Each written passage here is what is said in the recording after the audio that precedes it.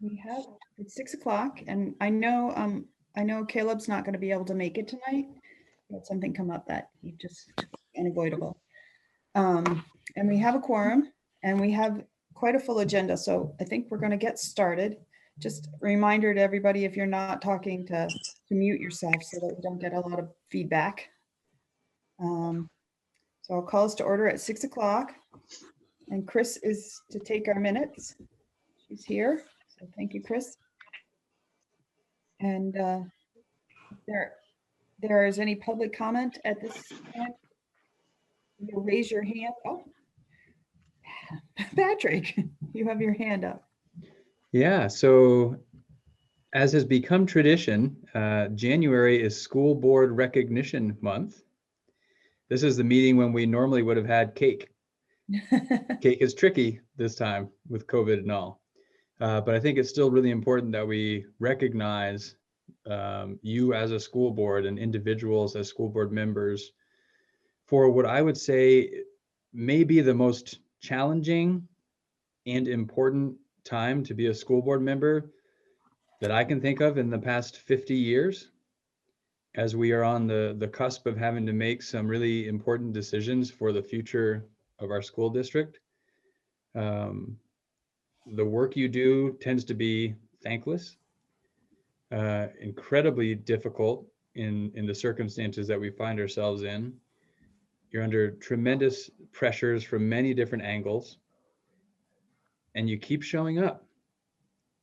It's pretty remarkable, and it shows your dedication to our community and the students for MAUSD. And I just want to make sure that you know it is very much appreciated. And though I don't have cake for everyone, what I will have for everyone is a little plaque. It's made on plexiglass, which is fitting given our COVID realities. Like, this will be a nice piece of memorabilia of your time as a school board member during COVID. And I want to read a little bit. There will be one for each of you, kind of personalized, that has your name, as well as any subcommittees you've been a part of, etc. And at the bottom, it will say, in recognition of your personal sacrifice to help ensure the children of MAUSD become lifelong learners, their personal best, and responsible and informed citizens of their local and global community at a cost deemed acceptable by the community. That, I think it's a bit of a mashup of the end preamble and our mission statement that I think reflects the work you do on at least a monthly, in all reality, practically a daily basis during these times. So those will be mailed to each of you. You should receive them over the weekend or into the early part of next week. So thank you. On another note, you all should have gotten a little card from the VSBA to get your pair of socks from Darn Tufts. Yeah. You didn't get it yet? Annie, are you getting anything from VSBA? Okay, maybe we can get that, be sure she gets added on to the VSBA list. Anybody else not getting VSBA stuff?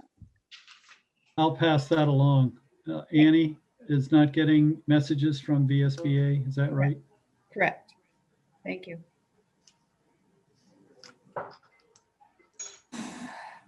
All right, is there any other public comment? If you raise your virtual hand or your real hand, I'll skim through. Let's see if I could.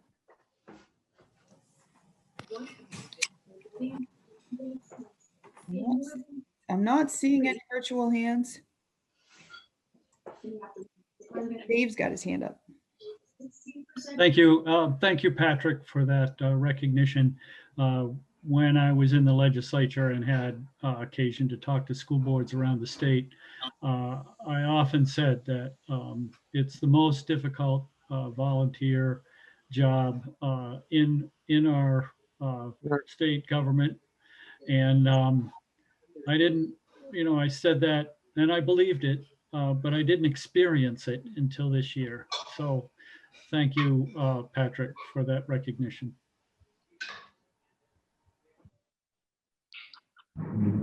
Very There's somebody with a mic open. I can't tell who it is.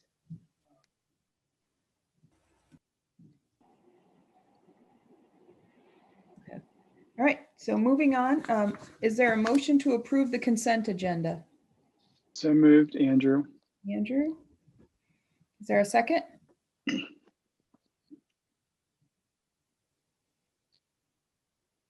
I'll second it. Steve? Steve? Okay. Is anyone opposed to approving the consent agenda? If you are, board members, would you raise your hand, virtual or otherwise? Dave, you are opposed to approving the consent agenda? Well, I'd just like to ask some questions about the minutes, right? They're in the consent agenda. Is it now an appropriate time? Because I did have some questions about the minutes. Typically, you have to make them before the consent agenda motion is made. You have to make a motion to pull to talk about specific items. I didn't know that. Dave, we can also just vote down the motion and then have you make a motion to pull something if you want to talk about it. Okay. Okay, is there anyone opposed to approving the consent agenda? So let's see, Sarah and Rob and Dave.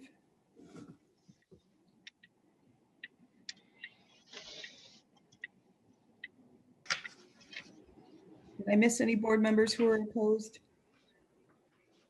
Steve, I got Dave, Sarah, and Sarah, and Rob. and Three of you. Steve. It's Steve.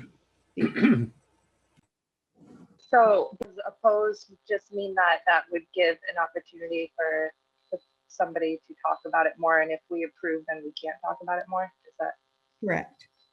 okay? So I'd be interested in hearing it. So I'm opposed.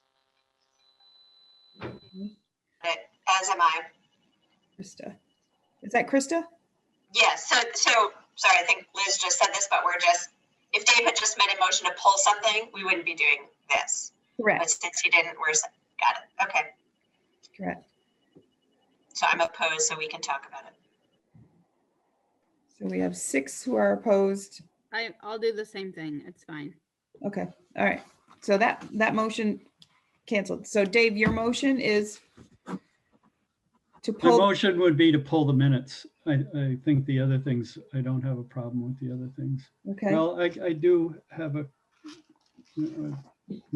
have a question about the director's policy, but that's just that it would have been nice to have it highlighted like it was in the minutes, what the changes were. so your comment on the minutes? My comments on the minutes. So let's see if I can pull them up here. Don,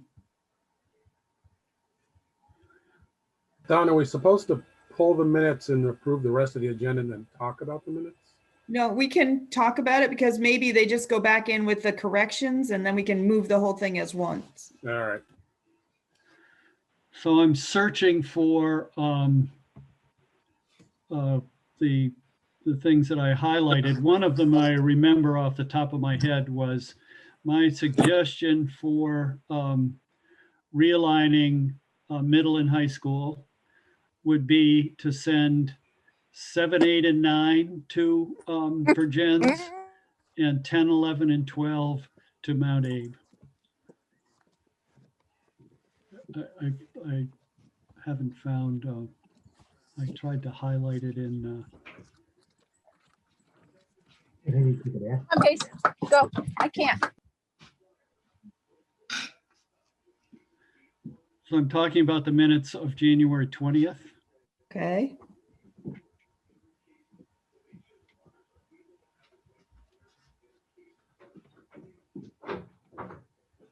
I called him at 5. He was just leaving Rutland.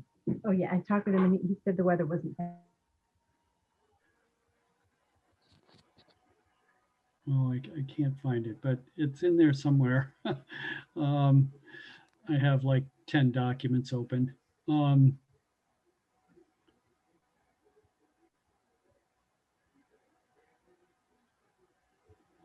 So elsewhere, in the minutes of 120, at the 6:05 time frame, discussing the results of the survey, it said that the response rate was 23%.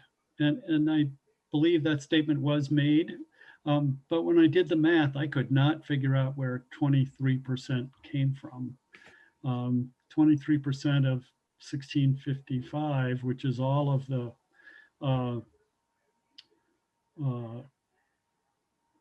returns, is more than the 651 responses.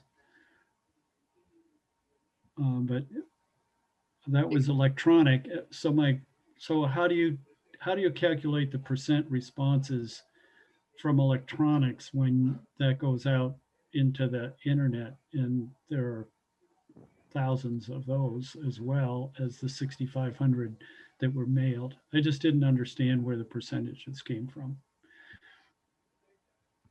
I don't know whether Krista or Rob can speak to that from the minutes of that meeting and provide any clarity. Sure. So that is a good point, Dave. We did the percent response rate based on those mailed. Well, and those mailed and those emailed to students, because we knew how many students received it based on, the numbers of students at Mount Abe. But and that is where we got the 23%. But you're right, we don't really know beyond that how many people had access to the link. So it's based on the registered voters and residents as given to us by town clerks, plus Mount Abe students that responded. Okay, thank you. Mhm. Then later in that same paragraph, it says the question of reducing staff and programming was close to a 50-50 split. That sentence doesn't make any sense to me. Is it saying 50% we're reducing staff and 50% we're reducing programming? Is that what is the statement supposed to, is that how I interpret that statement? Is this a question about the survey? Sorry, can you tell me Yes. where we are, Dave? So we're in the The in the minutes of the- 6:05 time frame of the minutes. Yep. Okay. So let's see. Question of reducing staff and programming is close to a 50-50 split. I'm assuming that that's referring to the percent of respondents that supported versus those that did not support the scenario of reducing staff and programming as a way to solve our financial crisis. Rob, do you want to weigh in on that one at all? That's my guess. of where we're David, at. is your question a clarity of, is half of it saying staff and half saying programs? Yeah, I didn't know whether it was 50-50 split referred to a split of what? Between staff and programming, or between pro and con staff and programming, pro staff and programming and con staff and programming? Yeah, it's the latter. We didn't separate those two out in the survey. Okay, thank you. And then just below that, it says, when asked what tax increase folks would support in order to keep their town school, 49.9% supported 0 to 5, which is the usual year-to-year increase in the budget anyway. So the zero, if I remember correctly, the 0 to 5% referred to over a 5-year period. So it should read supported 0 to 5%, which is far below the 5-year increase, nor 5-year usual increase in the budget.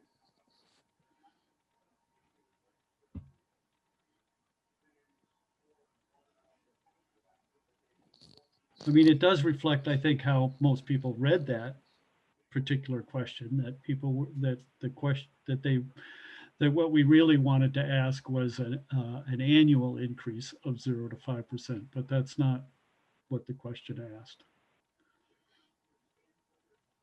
I'm okay with that change. I don't know what procedurally we do, Don. Rob, you and I presented on this, and I understand the clarification. And I think I agree with it, but do we have to vote to make a change to what the minutes say to reflect that, or? You can just, I think Chris is probably capturing what we're saying. And so Okay. when we go ahead, we'll say the minutes with the corrections, and then they will be corrected. The draft will be corrected and adopted. Or Gotcha. approved. Gotcha. Kevin, Do you want to? Did you have a question? I think we can table those minutes and then bring them back up next month. Yeah, I mean, that was the other thing I was wondering about, because I think we're getting into the meat of the survey, and I think, we haven't had a chance to discuss it at length after folks have had some time to chew on it. So I'm okay with changing that to better reflect the question and the answer, but I also think, the idea is that we're going to revisit this again.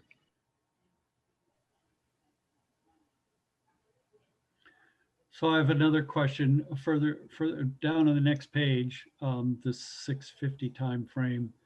It says P. Reen responded that the board would continue to work from year to year and to minimize the impact as difficulties unfold. So I presume it should read D. Griswold responded that the board would continue to work. Or Patrick may have said he presumed that the board would continue to work, but to put in the minutes that the superintendent would tell the board what they were going to do just isn't correct language.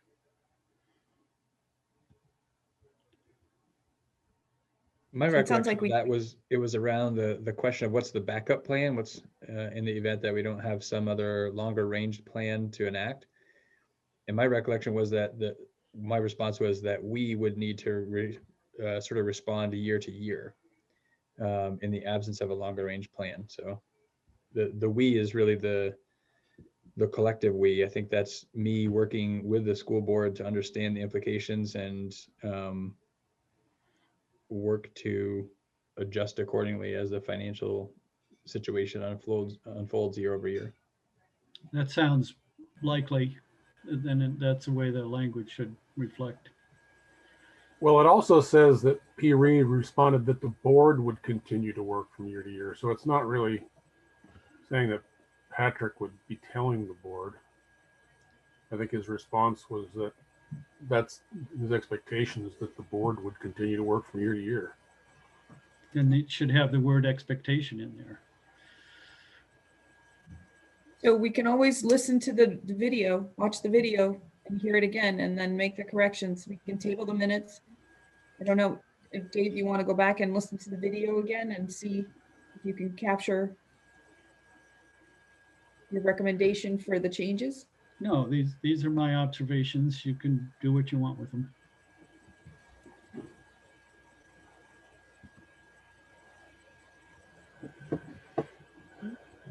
Any other comments on the minutes?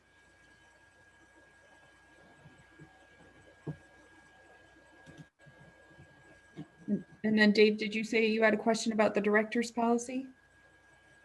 Yeah, geez. It was just a comment that in one of the things that I had to review, it was highlighted what the changes were.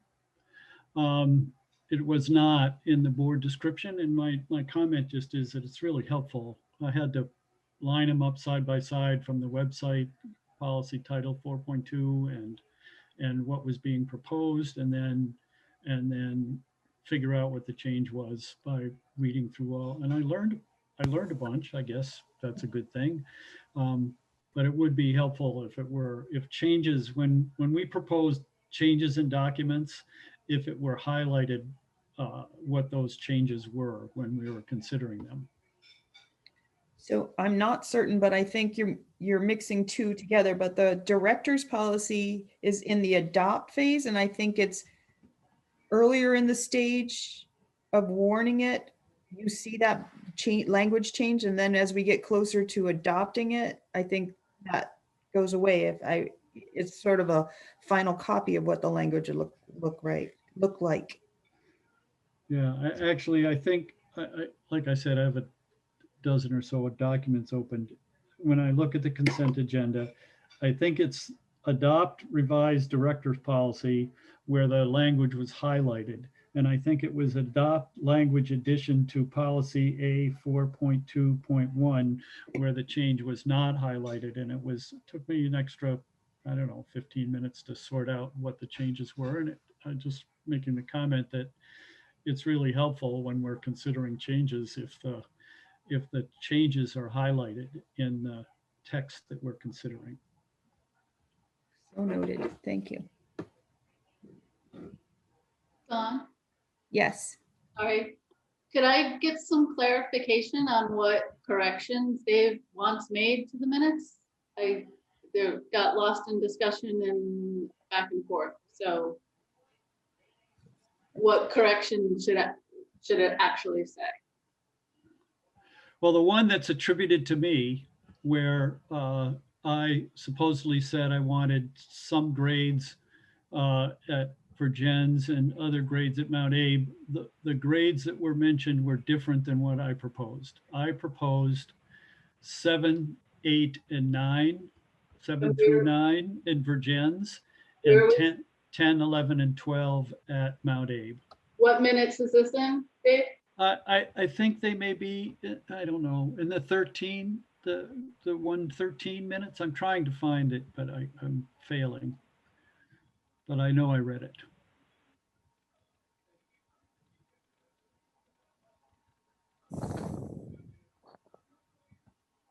All right. 6, 7, and 8 to Virgins and bringing Virgins high school students to Mount Abe. 7, 8, and 9 in Virgins, Okay. and 10, 11, and 12 at Mount Abe.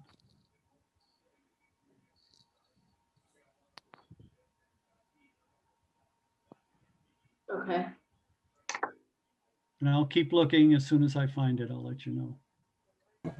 It's in the 113 at the 7 o'clock hour. Thank you, Steve.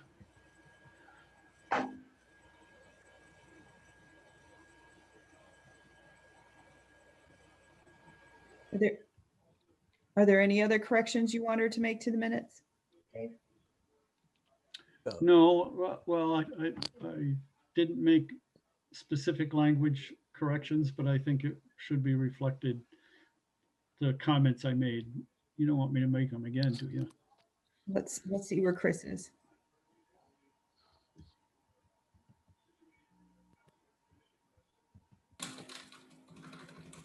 Chris, do you need any further clarification? I got on the 20th from the 6:05 that Dave thinks it should be stated that my problem is I'm not sure that that's what was actually said during the meeting.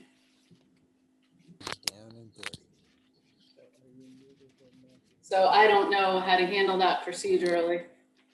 I'll take direction from the board for that.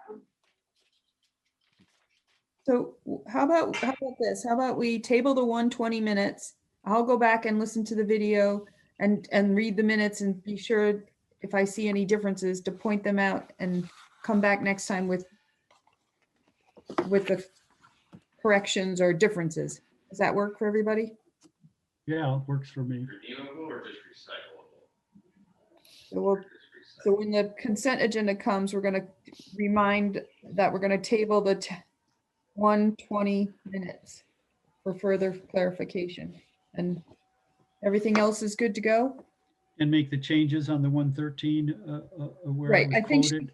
I think she's captured those. So we'll do corrections 113, table the 120, the 1222 will go ahead and approve along with the rest of the consent agenda, and well, 1222, 113 will be approved, and the rest the 120 we'll deal with next time. Great. Make sense? Dave, did you want the word expectation after that Patrick Green statement? Yes. Did you catch that, Chris? Chris?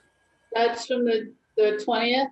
That's Yeah. on the 113 in the 7 o'clock, I believe, at the same location as the other suggestion.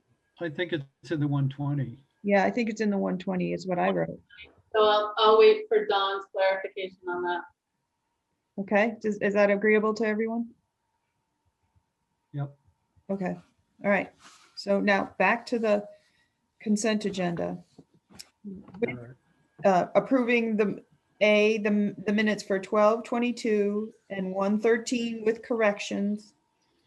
And the 121 minutes, the 120/21 minutes will be tabled for clarification. The pay orders to adopt the revised director's policy and adopt the language addition to policy A4.2.1. So, is there a motion to approve the consent agenda? And you have So a moved. letter E, Don, as well. Oh, sorry. E, accept the resignation of Kay McKim. Sorry. Is there So a motion? moved. Andrew. Andrew? Second, Sarah McLean. Okay. All right. Is there anyone opposed to the approving the consent agenda with all those factors factored in? Okay. So all in favor, please say, give me an eye, I guess. Aye. Aye. Aye. Okay. All right.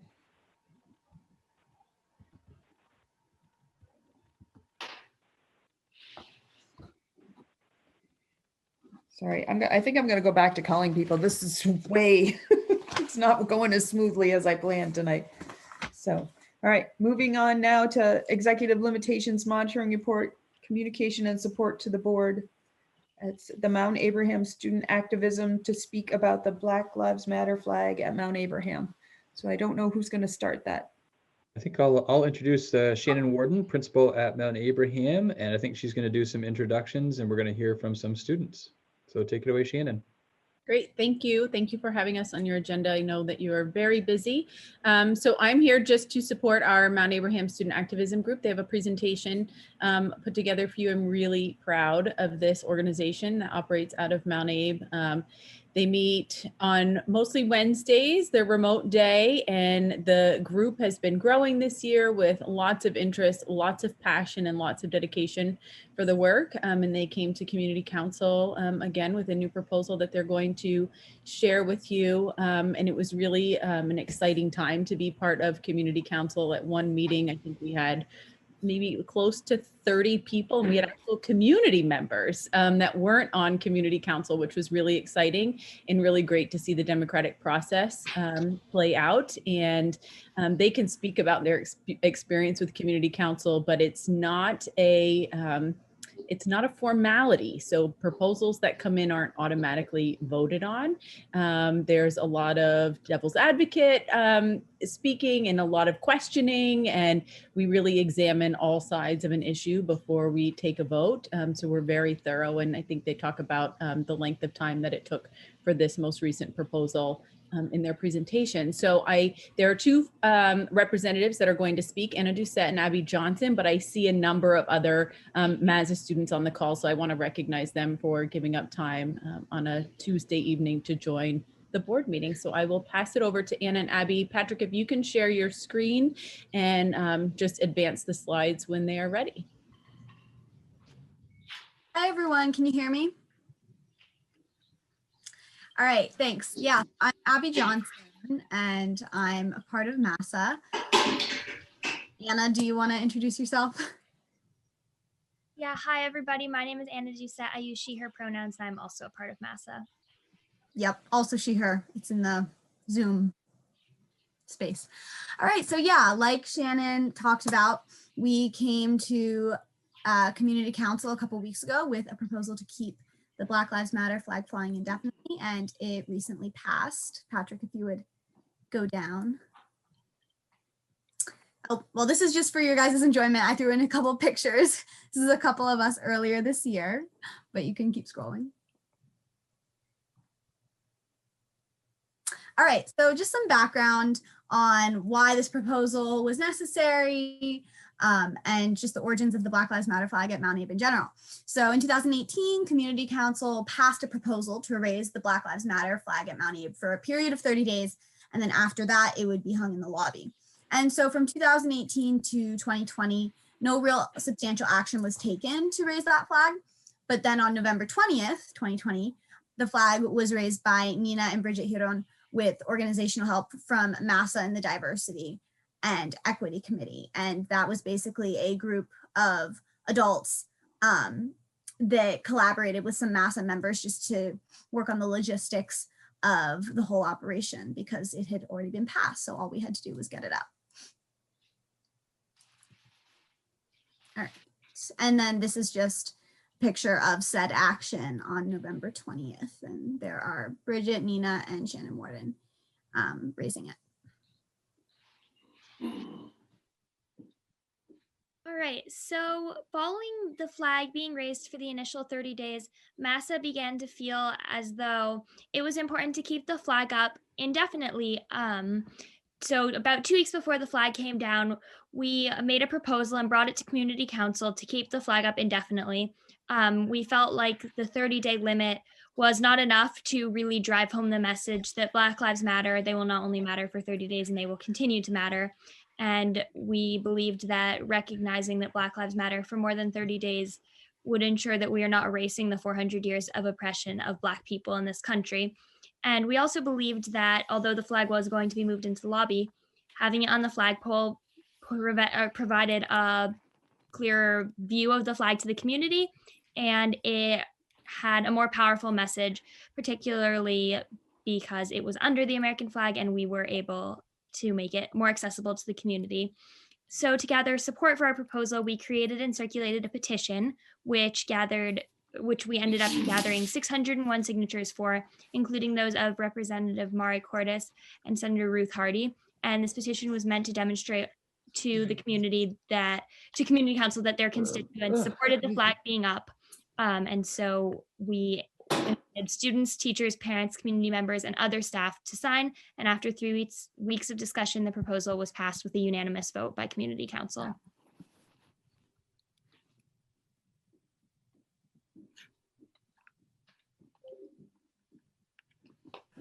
All right, so some of you may be wondering, what do we do now, now that we have a flag to be raised indefinitely for the rest of the foreseeable future? So we're working to get it back up, and by that I mean MASA, and the Diversity and Equity. Mobilize the National Guard. FEMA, what's going on? Hey, Don, I think you can mute everyone, yourself or whomever's the host of the meeting can do that. 80% of our people have been vaccinated. We are not leaving any on the shelf. Thank you. Thanks. All right, let's see. Thank you, Patrick. All right, so first and foremost, in terms of the physical logistics, we're working on ordering a new flag, one that's more durable and can sustain the wind damage that it will no likely endure. And then we're also putting together educational anti-racist resources with the help from the Diversity and Equity Committee, which Anna will explain further on. And of course, we are in the first draft stages of our press release, which will go out to the greater 5-town community.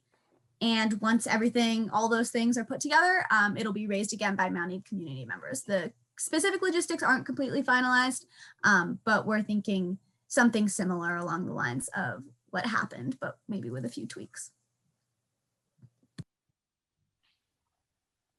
One of the biggest points that was brought up when we were discussing this proposal with Community Council was continued education around the flag, especially regarding what the flag is and isn't and what it represents, because it's easy to get confused with the politicizing of the Black Lives Matter movement. And so we wanted to ensure that continued education, not only about Black Lives Matter, but about other marginalized groups continued to happen at our school. And so MASA and the Diversity and Equity Committee have worked together to create educational resources for the student body, which will be presented during advisory time. Our focus in January is on Black History Month, and our coming topics include white supremacy and anti-Semitism, LGBTQ rights, Indigenous rights, and likely a few other topics surrounding that category. And these resources are meant to uplift marginalized voices and help to educate particularly white students, but all students, on their roles and responsibilities in our school community to ensure that we are an actively anti-racist community and that we are actively educating ourselves. And so each month we will have a topic that will be explored and discussed in advisory. And we have plans to further explore curriculum changes to root out cultural appropriation in the community and to support BIPOC voices in whichever ways we can.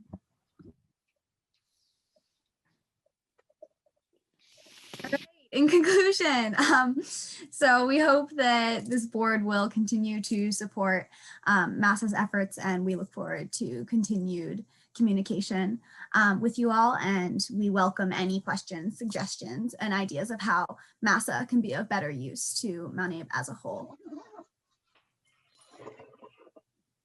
And there's us.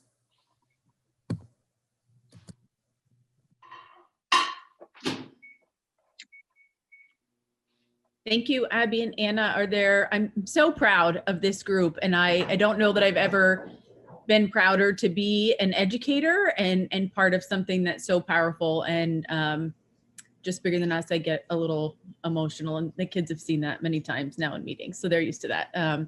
It's just really, it's incredible. So if you have questions or comments for them, feel free, they're ready. I have a question. Hi, you guys. I'm Sarah. Great presentation, Abby and Anna. I'm curious, I would love to see the Diversity and Equity Committee reach out to the elementary schools and help that process for educating our elementary students. I think it would be so well received from Mount Abe students. So just to kind of plant that seed, I know it's a tricky atmosphere environment to start that now, but I think that would be amazing. Absolutely. That's been something that has kind of been in discussion, and we're hoping that once we can get it started at Mount Abe, we can kind of spread out to the elementary schools. And like you said, I mean, with COVID, it's definitely more challenging, but yeah, thank you for bringing that up. And that's definitely something we're hoping to move forward with.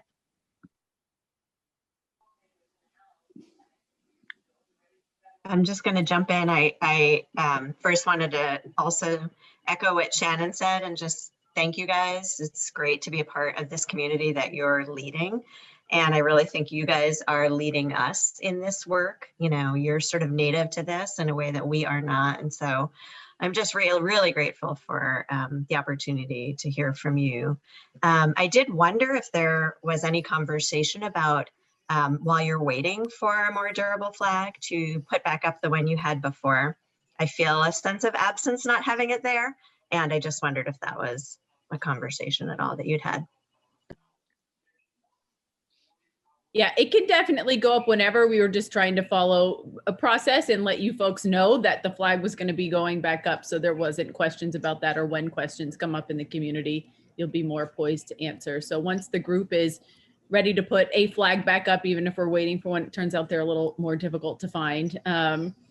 We'll make sure that one is up as soon as the group is ready.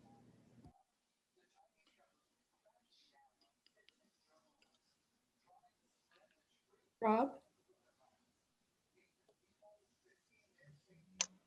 Yeah, thank you, MASA and the student reps for sharing and all your work and your activism. And I would just continue to encourage you to, you know, it's one thing to fly a flag or put a sticker on a computer or a water bottle, and a whole other thing to actually put it into action. And so hearing about, you know, these discussions and your advisories, looking at where you could implement more anti-racist or curriculum, not only at the 9-12 level, but I'd say all the way down, like Sarah said, would be huge. And then I guess one question I do have is I did read the article that was in the Addison Independent a while back regarding this, and I believe that Shannon at one point mentioned that there were students that either stopped coming to school because of this issue, or maybe COVID also. But I believe it was around the idea that some students just stopped coming to school because the flag was raised. Has MASA or the community council reached out to those students to engage in more of a conversation? If you have, I'd love to hear how that went. And if you haven't, have you guys considered that? It would be an incredible example if you have, for, I guess, all the adults in the room, if you will, not only on the school board, but big picture too. How do you engage with folks that may have different opinions than you? Yeah, I'm sure Shannon will address this, but MASA and regular students like us, we weren't, their identities weren't disclosed. So I guess other than just reaching out to the larger student body to try to do that general education, there wasn't a more individualized approach on our end. Yeah, it's a tricky balance where student privacy laws come into place when kids choose to or their families choose to not send them to school or to have them not participate in the advisory in the circles and the process.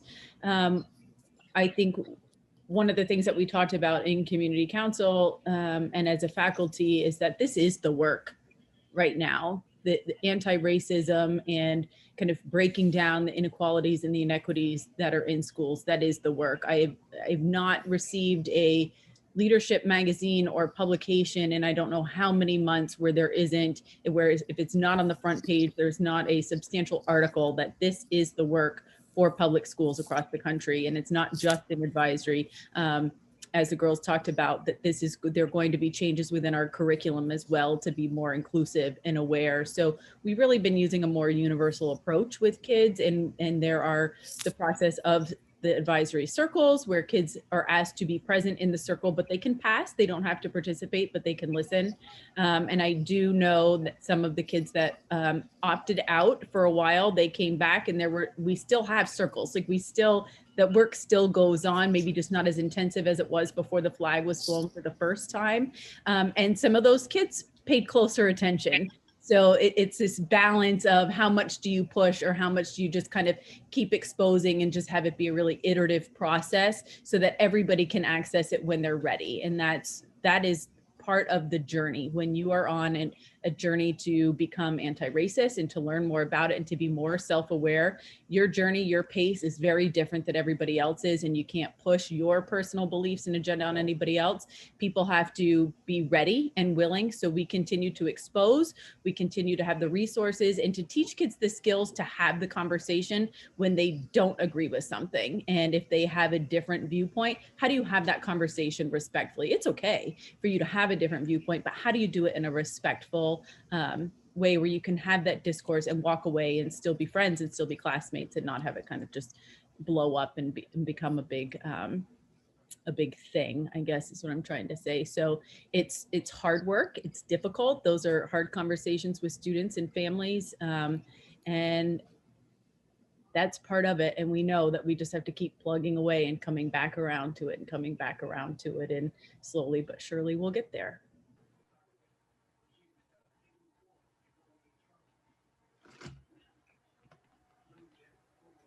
Okay. Thank you so much for joining us. Getting thumbs up. I hope you can see them. Thank you. What a great way to start our meeting. Yes. Have a great night, everyone. Thank you. You too. Thanks for your time, everyone.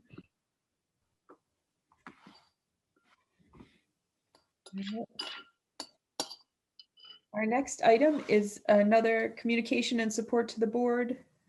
Beeman as central office. Patrick? Yeah, just so the conversation obviously has come up a couple of times about moving central office, and Beeman has been identified as a site where that might happen.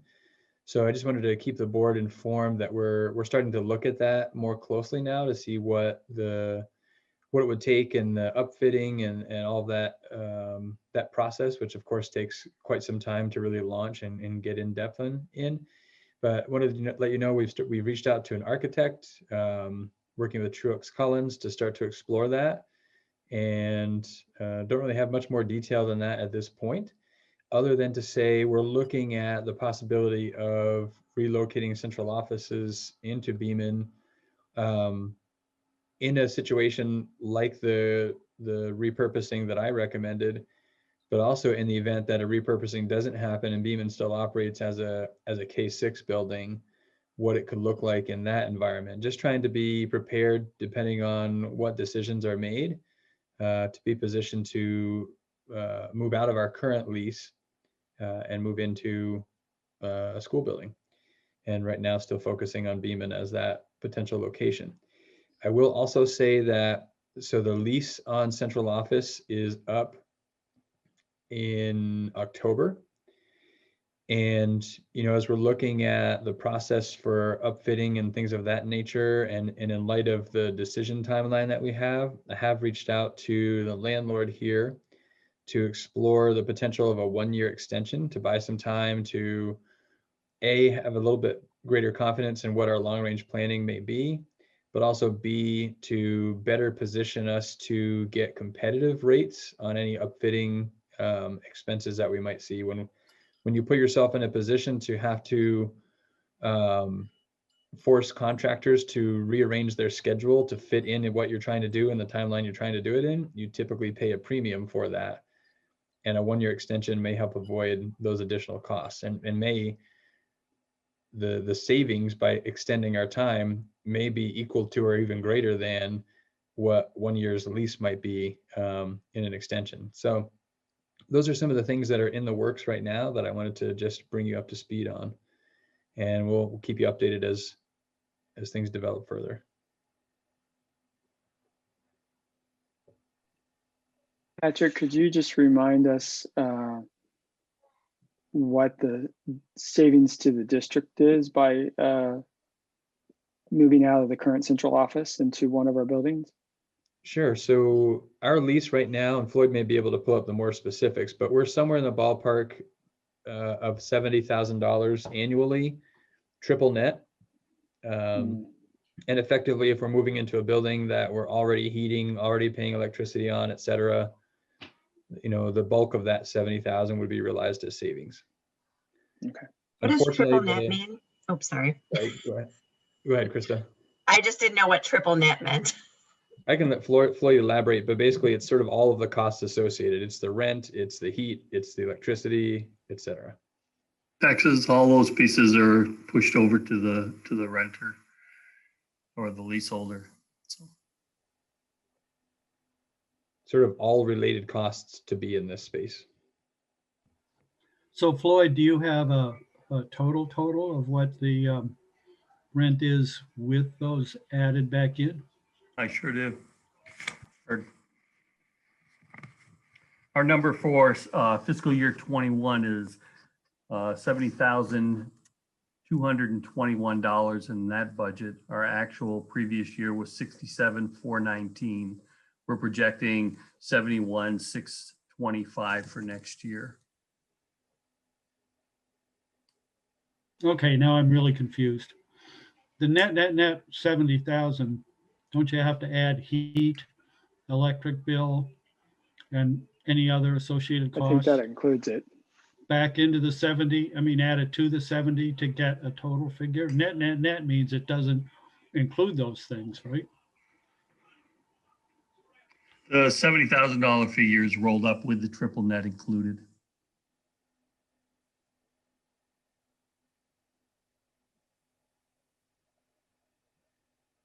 Rob?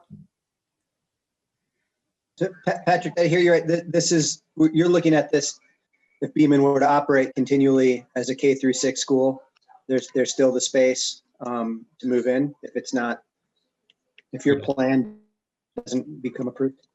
Yep. Yeah, that's the thinking right now with the number of classrooms at Beaman, which aren't projected to need to increase given enrollment projections, et cetera. If central office space occupied one of the 3 floors at Beaman, that leaves 2 floors still for classroom purposes, et cetera. And again, we're looking at it even more closely in that scenario, but the early projection is that yes, there'd be sufficient space. In fact, the square footage of a single floor at Beaman is considerably more than the square footage we occupy currently in our central office location. So So yeah, we're feeling pretty confident that the square footage works. And a lot of what we're trying to work through is what's the flow of the building like, giving priority to the academic components to the flow, making sure that the flow of the kids' day is priority number one.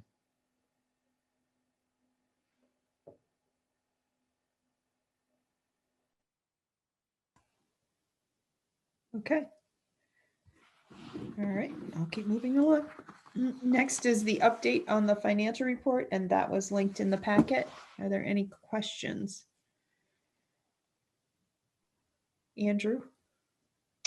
I was just curious, just because I was curious about the COVID-related expenditures. Just didn't know what was lumped into that category.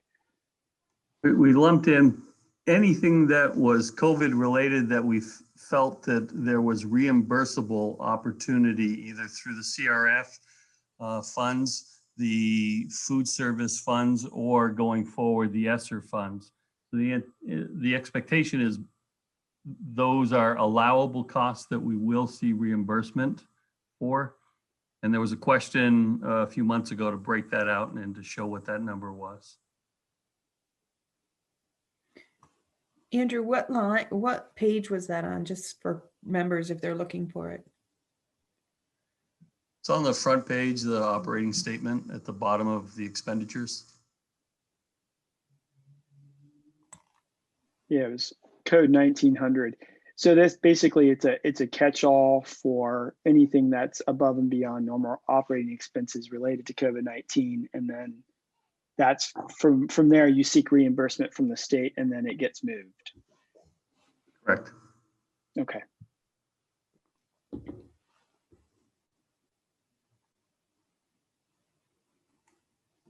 Okay, any other questions?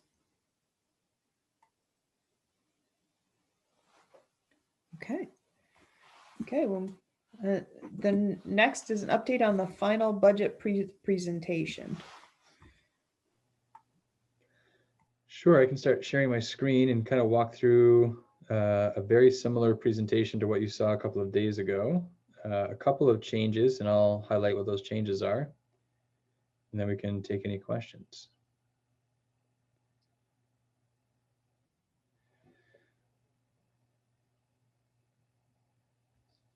Okay, so same assumptions behind the figures you saw the other day. We were really holding out in the hopes that we would get a new equalized pupil figure today. That did not happen. So the last documented equalized pupil figure we received shows us having 7.98 fewer. We believe what will actually come through is closer to the 3 fewer equalized pupil, which is a figure we were using a couple of presentations ago. But unfortunately, we haven't gotten that in writing, so we're feeling compelled to go with the last sort of piece of evidence we can lean on for that.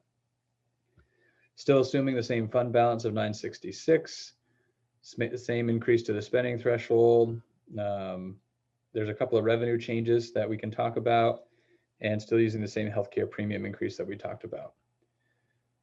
Likewise, using the similar assumptions behind the projections for FY23. Same assumptions behind best case and worst case. You're going to see these figures have changed slightly because we've updated FY22's projections a little bit, and that had an impact on what we project for FY23. Can I ask a question now or later? I guess now is fine, sure. So if we do get the 3 fewer EQs, then instead of the 7.9 or whatever it is on your screen, that's going to free up some revenue. Would your plans be to reduce the 366? So here's the trick.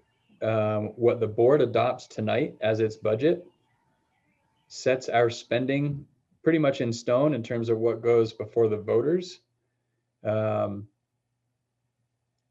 because you also tonight adopt a warning and a ballot, which speaks to our cost per pupil and what % increase in the cost per pupil, we can't change those after tonight, even though we expect we're going to see a different equalized pupil count in the coming days.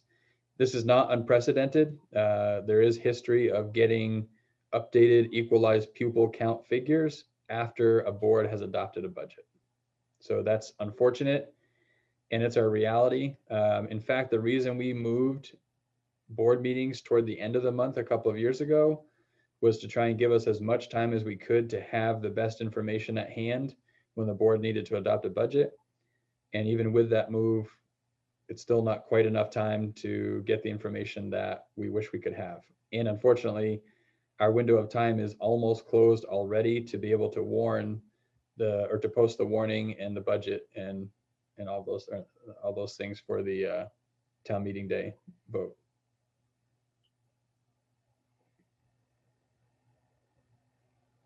We'll talk momentarily about a yield change as well, which is pretty significant, that we can speak to. But again, yield pretty consistently year over year moves after a board has adopted a budget, and actually moves after a community has voted in support of a budget. Thank you. Continuing on. The recommendation really is still to put as much of the fund balance into a capital reserve fund as possible, making sure that we're staying somewhere in that 50,000 under the spending threshold. Reason still is because we have some significant facilities needs that we're anticipating. And perhaps equally important, if not more so, the less fund balance we apply to FY22 to offset taxes, the better position we are to make some use of fund balance in FY23 to help mitigate some of the challenges that we expect. There's been some question about whether the fund balance should go into the capital reserve or the education reserve. There are pros and cons to the two. I think we could talk about that. But I think as much as this board would be comfortable placing into one of our reserve accounts, the better position we are for FY23. And so when we look at the figures here, so there's a slight uptick in the overall expenses for FY22. The expenses are, there was an increase in expenses of 38,000, and that's a move to bring in our spring musical. So both our spring and fall musicals have in the past operated somewhat independent of Mount Abe as a school. We think the spring and the fall musicals bring tremendous value to our community, and they really belong under the umbrella of MAUSD and not separate. So we want to reflect the expenses associated with those events. And there's also a subsequent increase in revenue of 38,000 to offset dollar for dollar the added expense. So the ticket sales, et cetera, cover a lot of those costs. So there's an increase in expense, and there's a dollar for dollar increase in the revenue as well. So the net effect is zero. There is another correction. This came up in our last meeting. We corrected the sort of default 2% increase on the long-term debt to reflect the actual projected long-term debt. And that had a benefit for us to reducing the spending by about $5,000. So the net, which you see in the education spending, is actually about $5,000 less than what you had seen before. And when we take $5,000 less in education spending and divide that amongst the same number of equalized pupils, our cost per equalized pupil goes down a little bit. In this case, it goes down by $3.69 from what you saw on Thursday. So what was about $45,000 under the spending threshold on Thursday now is about $53,000 under the spending threshold. So we're well within the recommendation in terms of dollars under the spending threshold. And I can pause there to take any questions that you might have. And again, as I mentioned before, FY23 is adjusted slightly as well because it's based on what was our previous FY22 projections. Patrick, could you explain the two numbers in the FY22 and the FY23 columns, the bottom box? You have plus 33.47, and then you have a plus 33 in parentheses, which usually means a minus. So I don't know if you could explain those two, I'd appreciate it. Yeah, I'd be happy to. So what that's showing is this 18,752.59 is $33.47 greater than what our cost per equalized pupil was in this current year in FY21. This figure represents how many total dollars our budget is over or under, in this case, under that spending threshold. Thank you. Andrew had his hand up. It was a few slides back, Patrick, but I guess this is as good a place as any to ask.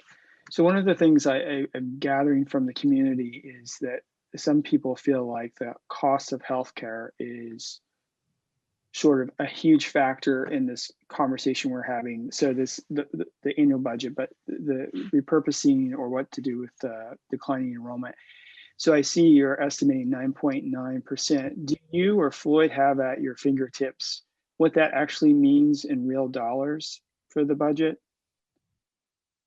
I do not. I'm not sure how quickly Floyd thinks he might be able to pull that up.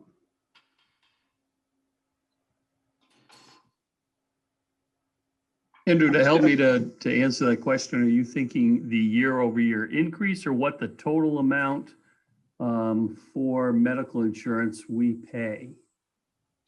I'm interested in what the 10% increase is for this coming fiscal year. So what is just that 10% increase?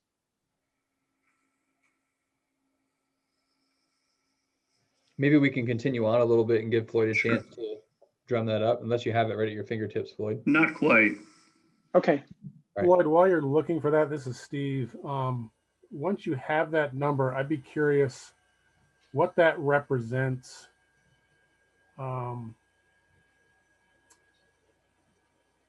What that represents in terms of a percentage increase to our salaries and benefits category.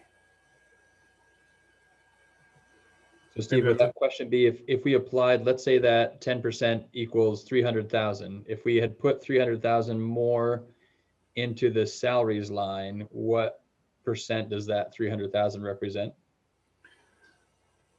Yeah, it's tough. I'm just trying to figure out, for instance, what number would somebody try to apply to the spending threshold locally for us to increase the spending threshold to accommodate that number that Andrew's looking for. It's tough because you got to kind of, it's a much smaller percentage of the bigger picture than it is of just the healthcare number. And that's one question that I did have actually was, what does that represent in terms of an increase to the spending threshold if we were going to pretend we could ask for that?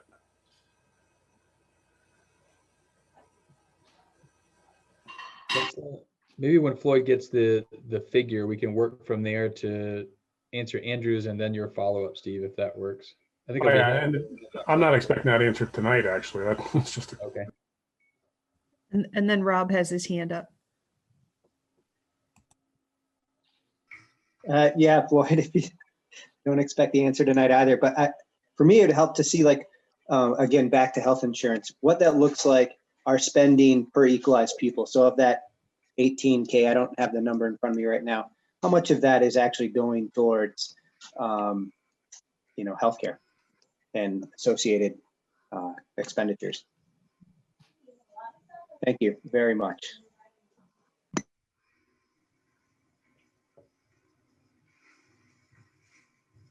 All right. I'm not sure how much time we're trying to buy you anymore, Floyd, but I'll keep going and let us know when you have some information that might address some of the questions. All right. I have a quick question to give Floyd some more time. So it was easy for me to give you a total projected health insurance expenditure for next year. This is just the Mount Abe side of it, meaning that some of our teammates pay a portion as well. But the Mount Abe portion is $3.619 million. That works out to about 2,484 per student, and Rob. In terms of what that increase is, I don't have a simple way to just punch that up in this spreadsheet, but to do it working backwards, you're looking at around $370,000 of an increase. Probably well, it'll be greater than that because it's an increase on the total dollars, both employer and employee portion. So Floyd, just if I heard you correctly, you said $2,484 per equalized pupil is basically their allotted portion of healthcare. I'll say it back this way. For each one of our students at 1457.21, each one of those students is effectively paying $2,484 a year for the medical insurance at Mount Abe. Okay. Bear in mind that doesn't include the HRA funding as well because we use a higher deductible plan. Okay. There are a lot of components to this, and to truly break it out the way the questions are coming right now, not a difficult exercise, but one that would take more than the 10 or 15 minutes that you'd want to allocate for it while you sat there and watched me manipulate a spreadsheet. Well, I mean, I think this just gives me the general understanding instead of percentage that in whole dollars,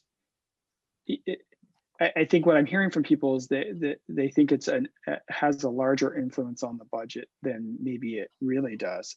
Although it is a significant portion of our budget, it sounds like it's like 10%, $3 million out of a $30 million budget, and then $2,400 per equalized pupil. And so, like, if healthcare wasn't included, what I'm hearing is probably in a couple of years we would still be up against the spending threshold anyway. We have other issues besides healthcare being a cost driver. I would agree with that. And to your point, there was some information out and about that I heard secondhand saying that 80% of our budget was health insurance. Right. And I'm not sure what they were trying to get at with that. I think the 75 to 80% of our total expenditure is staff, and health insurance would be one of those costs rolled up into staff. And that may be where that number came from. Right. That's helpful. Thank you. Sure. Krista had a comment too. I don't know if she got it answered. Yeah, I guess I just was wondering or assuming that the bulk of so I'm impressed with our ability to keep our spending at 1.13% in this budget. And can I assume that that is, primarily because we're not filling 9 positions, 8 of which are teaching positions? Correct.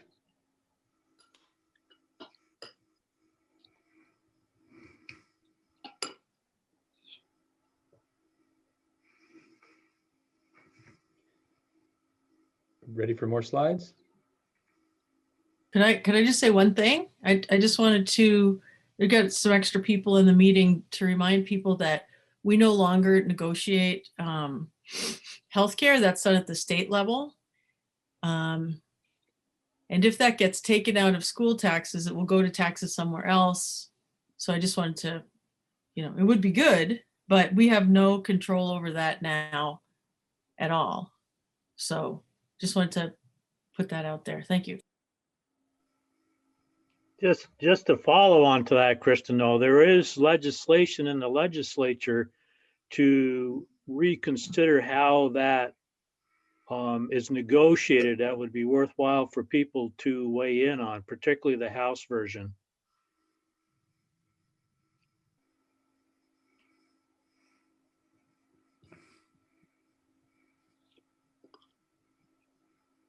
All right, Patrick, I think you can try and go again. All right. And I can't see anyone's face, Don, so if I'm missing someone who has a hand up or something, feel free to continue to help me catch them. Okay, I'm gonna just keep scrolling through and looking for them. Yeah. So this is the updated best case, projected, and worst case for FY23, given the updated FY22. You know, the big picture story hasn't really changed.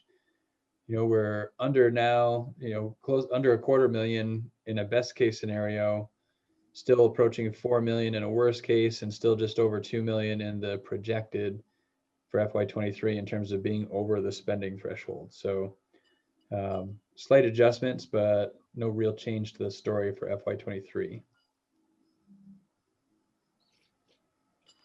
And here's another look at the budget development over time. That brings us to where we are today, with those figures showing us under the spending threshold by a little over 53,000.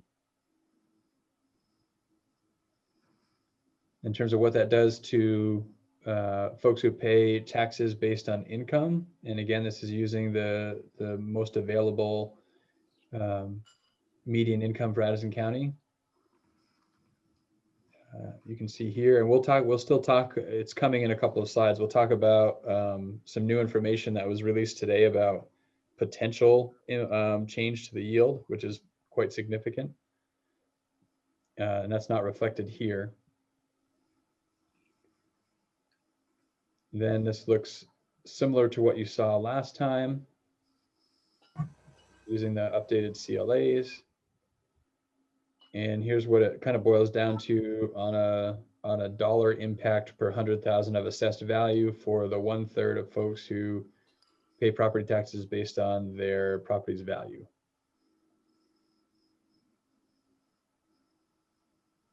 Again, slight changes there. I think what is most important to know, though it's not confirmed yet, is there's some new information about the yield. A much more favorable yield is now projected in light of increased revenue into the ed fund from taxes, or from consumable taxes, and that has a positive effect for us. I'll get down to sort of the dollar impact because it's significant. If I go back up one slide for just a minute, if we take the Bristol example being on the top line there, with the previous information that came out about the yield and this budget in Bristol, the change per 100,000 of assessed value is projected to be an increase of $143.89. The only change being the new yield figure that was spoken to today, but not anything official yet, brings that 143 down to 63.89. So it's an $80 to $90 impact to the good per town. In Lincoln, which has that CLA over 100%, if the yield that is currently projected to actually be acted on is acted on, that would actually be a reduction in taxes from education property taxes for the town of Lincoln, with the same budget that you've seen tonight. Thank you, Patrick. Thank you so much for doing the income piece first, since most of our taxpayers pay that way. If I remember correctly, with the original yield figures on a median income, that's a $78, there it is, a $78 increase. Yes. Is there a new yield for income? I don't know that we've calculated that. We were kind of scrambling to pull this off today just with that new information. Floyd, I'll give you a chance to let us all know if there is something that you have that you can share related to that. We didn't chase into that deep enough. The income yield per equalized pupil number that was sent out is actually a lower number. And we haven't plugged that in to determine what that might impact. So it'll be more than 78 bucks. Well, there may be an inverse relation there that would be advantageous, but unlikely it would be more than. Okay, thanks. Kristen Blanchett. Oh, I don't think I had my hand up. Sorry. And I can stop screen sharing now and I'll be able to see folks.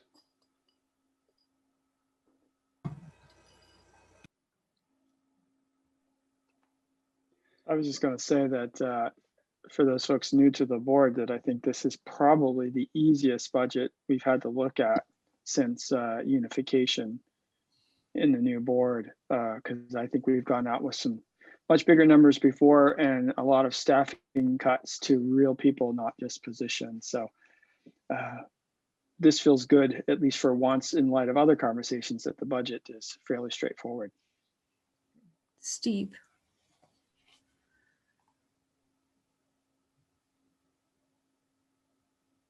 You're muted. Steve, you're still muted. Patrick, I just wanted to touch base on the 2 emails that we bounced around today. The option to put the reserve money into the education reserve versus the capital reserve, just in that we would be able to, as a board, move it to skip 22 and apply it to 23. And that would soften the blow in 23. It would potentially make 24 a little harder to chew.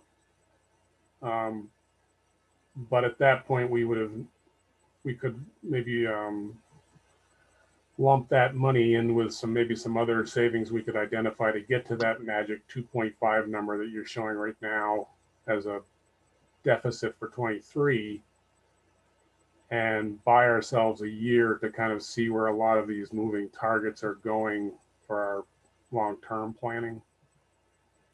Yeah, Floyd and I had a chance to connect briefly on that since our exchange, and I've also pulled up the article that created that education reserve fund. Yeah. Because the language of the article can become pretty critical in knowing what you can and can't do with those funds. So again, so the current recommendation, and there are pros and cons to going either way. So I'm not strongly opposed to an alternative here, but the current recommendation is to still put the reserve, the education reserve that we have into the capital reserve fund in light of the significant need for some big ticket items, namely the roof at Mount Abe and the main electrical feed at Mount Abe. However, there are advantages to putting the funds, and I would say at least the same amount that I'm recommending that went into the capital reserve fund, into the education reserve fund. So to clarify, there are these 2 reserve funds. One is capital. They can really only be used for improvements to facilities, and the electorate has to vote to authorize that. Usually how that has gone is there's a special meeting to talk about the project that needs to get done. The electorate in attendance votes from the floor to approve or not approve the spending of that money for that particular project or projects. The other fund is an education reserve fund, and I'll read to you the article that was approved that created this fund and put some money in it, because I think it's informational in terms of what authority the board has with this and what ways it can be spent. So the article read, shall the legal voters of the Mount Abraham Unified School District authorize the school board of directors to establish an education reserve fund to be initially funded with $250,000 of the district's audited fund balance existing on June 30, 2019.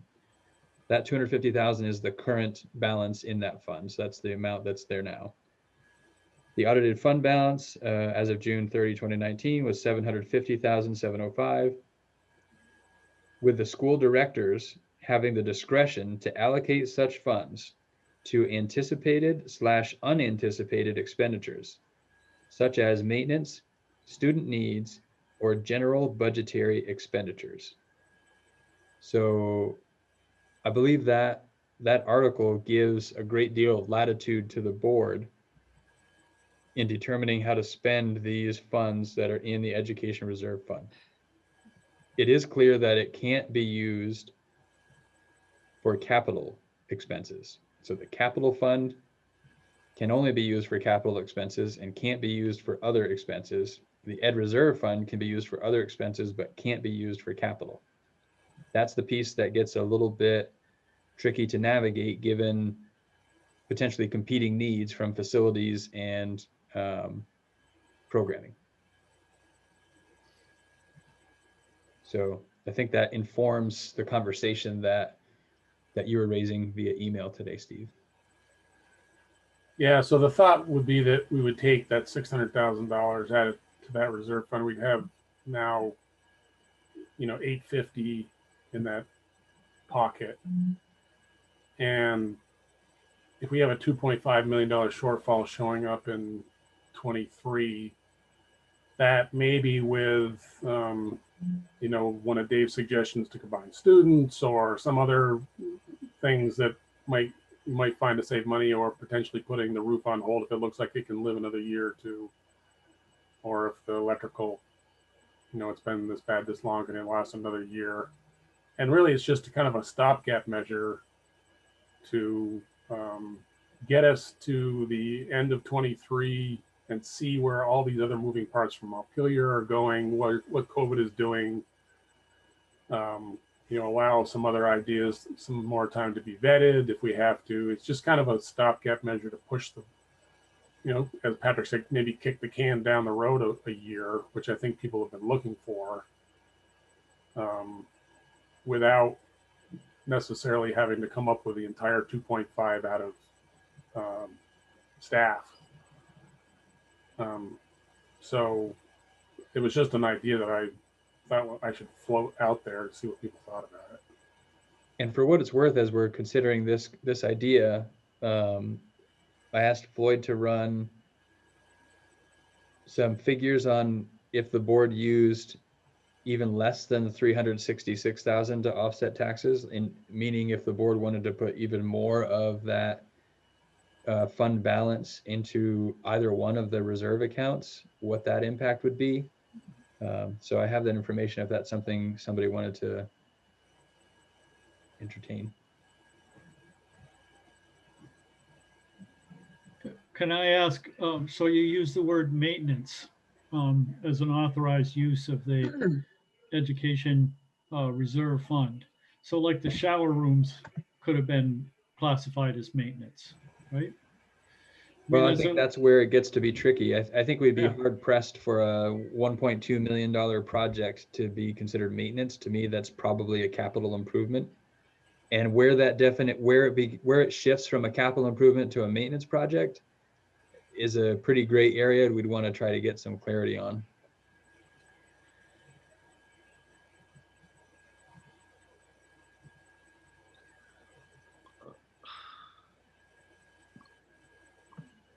So if we were to go ahead and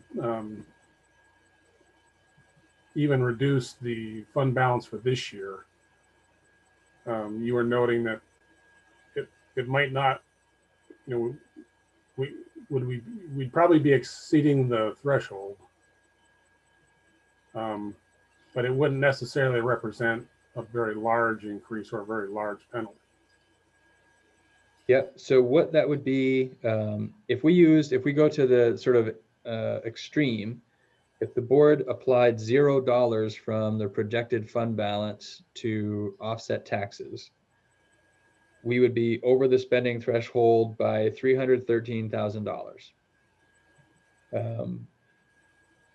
And that would be, instead of what is currently a 0.18% increase in the cost per pupil, it would be a 1.52% increase in the cost per pupil, which, as Andrew mentioned before, is still lower than several other percent increases in cost per equalized pupil that we've experienced in the past. And with this more favorable yield coming out, it probably brings, and Floyd may have something more precise, it brings the dollar impact back up to and just over probably where we were projecting to be before today. when we got the new anticipated yield information. Floyd, I don't know if you have something more precise on the tax impact.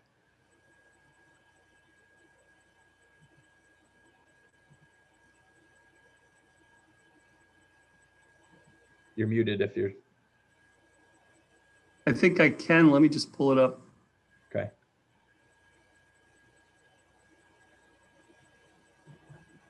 So there, I guess the short answer there is there is an opportunity to still have what could be considered a reasonable budget to put forward and not apply any fund balance. The kicker is we would be paying $313,000 in penalty. Yeah, which seems pretty steep just for that exercise. Yep. And it might be a maneuver we could, I mean, we might want to pull that maneuver in 22 rather than now. You know, if we found that we were running a bit short on where we thought we were going to be on that $2.5 million pot, that might be a last ditch maneuver, but I don't know if we would want to go that route right now. Yep. Krista has her hand up. Yeah, I'm just trying to catch up a little bit in terms of what you're proposing, Steve. And so if I hear you correctly, are you saying you're proposing or interested in knowing what it would be like to put the entirety of the fund balance minus the 366 to offset taxes, that remaining balance into the ed fund instead of the capital reserve fund? Is that what we're kind of the bottom line? I was thinking it might be good to hold it in reserve and actually apply it to 23 rather than applying. But hold it there and not capital where it's tied up into. Right, because it's hard construction and the voters have to vote on it. And if it's education, then, you know, we're trying to retain teachers. What can right. We do? So. And can I just ask a follow-up question then, Patrick? Can you just remind us of what the balance is in the capital reserve fund right now? So the capital reserve currently has 600,000 and the ed reserve has 250. So 2 years ago, we created and funded the capital reserve with 600,000. Last year, we created and funded the ed reserve with 250. We did that initially in the ed reserve because we weren't really sure how things were going to actually work out with the HRA changes. So we wanted to have that backup plan in case the projections were way off. They ended up not being way off, which was great. So that money is still there. But that's sort of the history. So each of those two accounts has only had 1 year of contribution to them, and that's why they have those dollars. And do you know how loudly the clock is ticking on the Mount Abe roof and the electrical system? It's in process right now. I think we were waiting for some weather to change to get the proper look at the roof, and I don't think we have that information right now. I know just sort of anecdotally, the message is on a windy day, you can see the roof membrane lift off the roof. And we're pretty sure that would wipe out the capital reserve fund if we only have 600 in there. In addition to the 600, we have the 1 million in the general fund. So okay. We have 1.6. So we could theoretically do one. Okay. And that's still, you know, really ballparking what the cost would be for a new roof. That's part of the work that's sort of in process, but still in the early stages to get a better number on what that would really be. Yeah, I'm intrigued by Steve's idea. I do also recall ceiling tiles falling in on students at one point. But if we've got some money in there already in 2 different places, I'm intrigued by that idea. And then we have Rob and then Kristen Blanchette.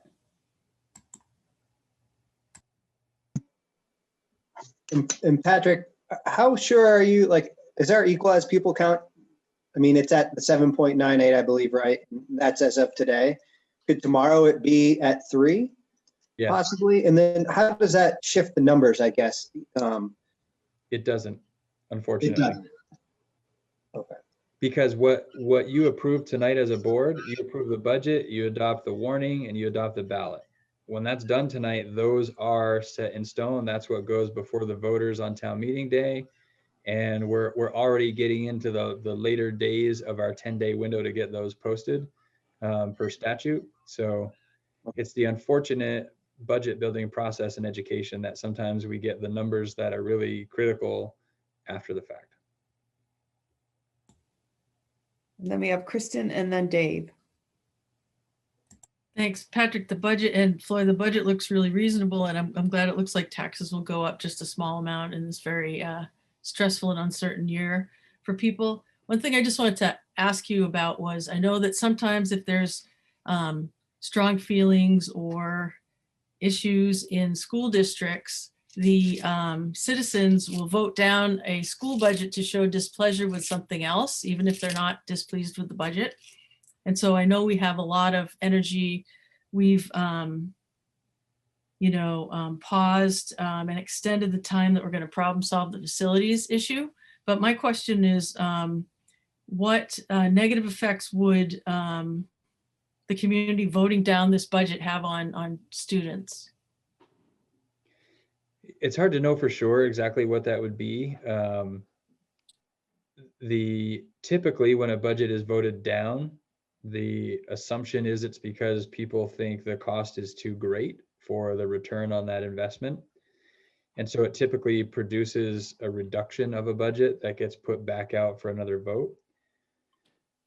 That reduction can come in a few different ways, right? So the board could choose to put more of the fund balance toward taxes to reduce taxes and see if that appeases the voters, in which case in FY22, that wouldn't have a negative impact on students, but it would dig the hole of FY23 deeper that we have to find a way through. So there's concern there. Or we have to go back to find whatever amount of money the board thinks we need to find to satisfy the voters. And that's where we start running the risk of impacting students. Those dollars could come from facilities, from that $1 million, and that less directly impact students, I suppose. But when I think about the impact of what we've done with that money over the years, I feel like it's had a positive impact on students. So it may be more direct than we might think. Even though in particular, most notably the recent changes to the auditorium and the locker rooms, which are two places that can't really get used like they usually can right now, we haven't experienced that benefit, but we will soon, I'm optimistic. So if not from facilities, then we're digging into personnel, which impacts supports and programs. Thank you. So I just had one quick statement, I guess, that again, I feel this is a reasonable budget, and that I would hope that if people have other issues with the board at this time, that they would vote, they would separate that from voting for this budget and voting for a good budget for the students of the district. Okay, and then Dave. So I agree with Kristen. It's a good budget and we should support it. But I do have some questions. So if we gain 5 equalized pupils from 3 to 7.98, is essentially a gain of 5 equalized pupils. I'm trying to work this through sitting here without a calculator and my brain is working overtime, but does that change the revenue for the district out of the education fund? Does it reduce our expenses? Does it certainly changes our relationship with the high spending threshold where because our per pupil costs will be lower. Can you help me understand that, Patrick? Sure. So if it changes after the board has adopted a budget, then it doesn't change our spending at all. It really only changes our cost per equalized pupil, which has a direct impact on what the tax rate is.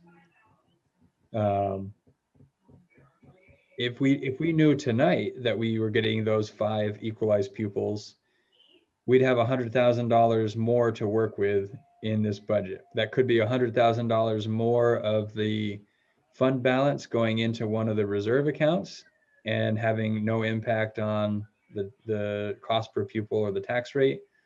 Or it could be $100,000 more in expenses without changing the cost per equalized pupil or the tax rate. So that's the difference. If we knew, and again, we may legitimately find out tomorrow that we have these additional equalized pupils that gives us $100,000 more to work with.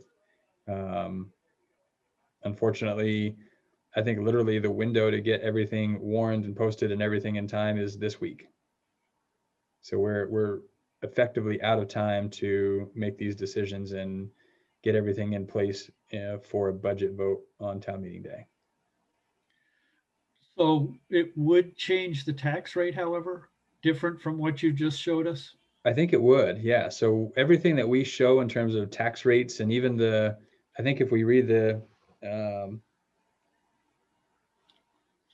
so the sentence that speaks to the budget says it is estimated that this budget amount, if approved, will result in education spending of X per equalized pupil, which is X higher than spending for the current year. So it's clear that it's an estimate and that those figures can change when they're actually calculating the tax rate. So yes, I think it is true that more equalized pupils after you adopt this budget would have a positive impact on the tax rate.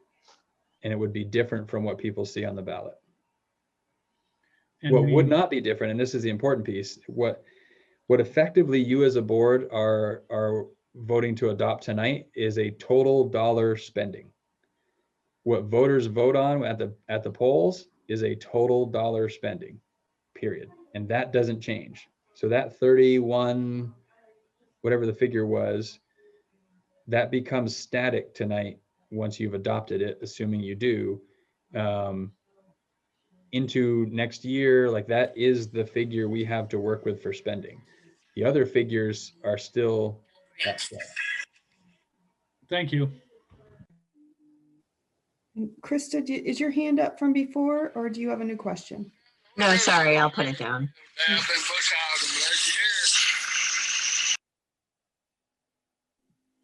I have a question regarding Steve's proposal. There hasn't been any discussion about prorating to both funds. I mean, we could sit right on the fence and put half and half, and I don't know if it makes sense to consider that as opposed to all or nothing. Yep, that's certainly on the table. It's a little tough just in that, I was looking at that $2.5 million shortfall in 23 and what do we do to come up with it? So the closer you could get to it now, it would seem to be the easier it would be to find those other pots on the way. So what do we do to move that forward? Or see if folks are interested in moving that forward? I could make a motion. Can we just re-clarify exactly what Patrick's proposal versus what your motion would be, Steve? So Patrick wants to put, currently in his slides, he's saying 600,000, the remaining 600,000, 366 would still go towards the reducing, or would go towards reducing taxes this year. And the remaining 600 would go into the capital reserve. My motion would simply be to put that money in the education reserve. The intent for that would be that we would hang on to it and use it to offset taxes in 23. Knowing that it would be the downside is it's a one-time fix, right? So we'd be effectively buying some positions on the back of a reserve fund that we wouldn't anticipate being able to sustain going into the following year. So that's sort of the kick the can down the road concept that Steve referenced earlier. It does have the effect of buying time. It would do that. But in addition to kicking the can down the road, it potentially creates an even larger hole in FY24, which if buying the year, and this is, so what's the return on investment, right? We know the return on investment if you put a new roof on a building that needs a new roof. It's less clear what the return on investment is if we put money into an ed reserve fund and we buy positions to buy time.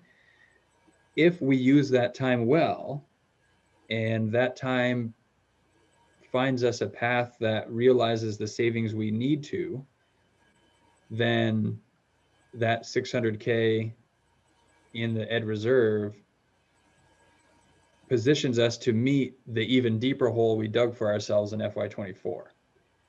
If we don't make decisions that realize those savings that we need to find, we just made FY24 that much harder on ourselves. So that's there's potential for return on investment, and there's potential for less return on investment, I guess. I think it goes a little ways towards, addressing a lot of the concerns people have had about all this happening too fast, and that, there's too many uncertainties. And Montpelier's got 3 or 4 of the variables in their court this legislative session that we think we might see some clarity on by the end. And so at least you'd be able to see the cliff you were jumping over a little clearer. You could walk up to it instead of just driving the car off it.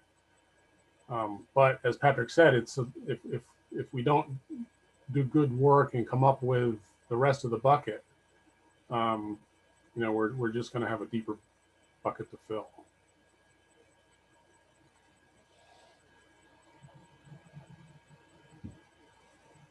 Krista, did you have another question?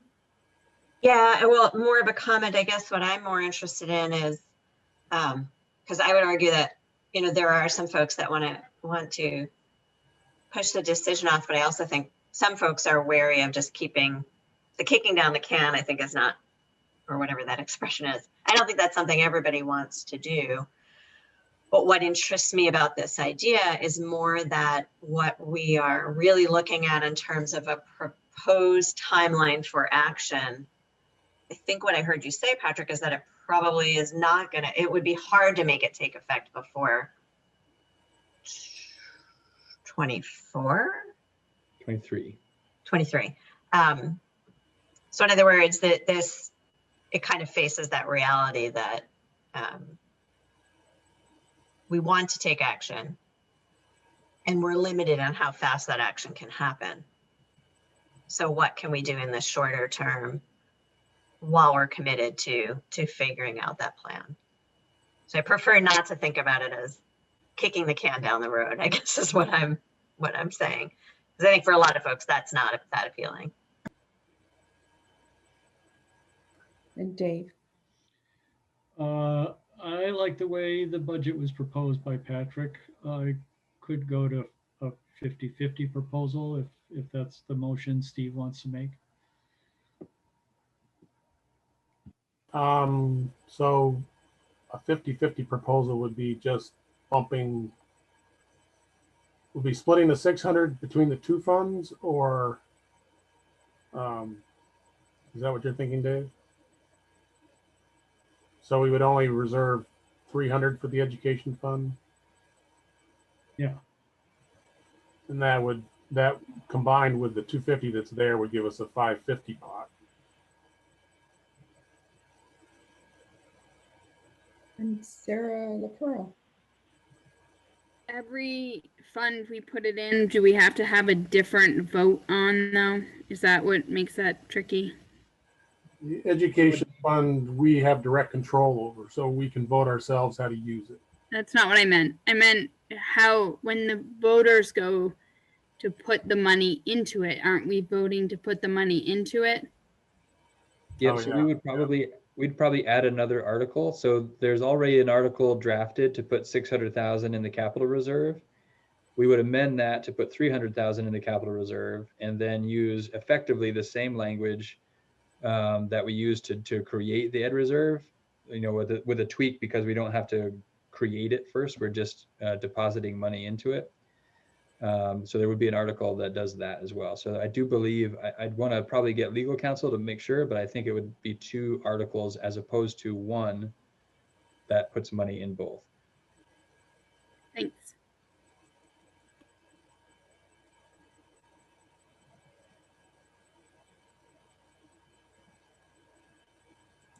And Patrick, just for sort of yardstick sake, you're using kind of a round number of $90,000 per professional staff, benefits and salaries kind of included as an average. Yes. So, roughly for every $100,000 we put aside, that's a position. So it's not a big bang for your buck. But it's out of the 25 people you were thinking we might need to riff in 23, you know, there's a couple of folks. Yep.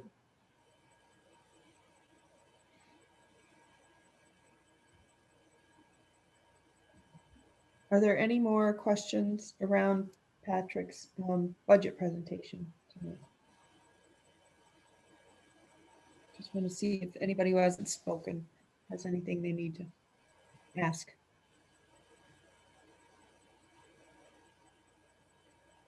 Okay, so then I need a little clarity on process.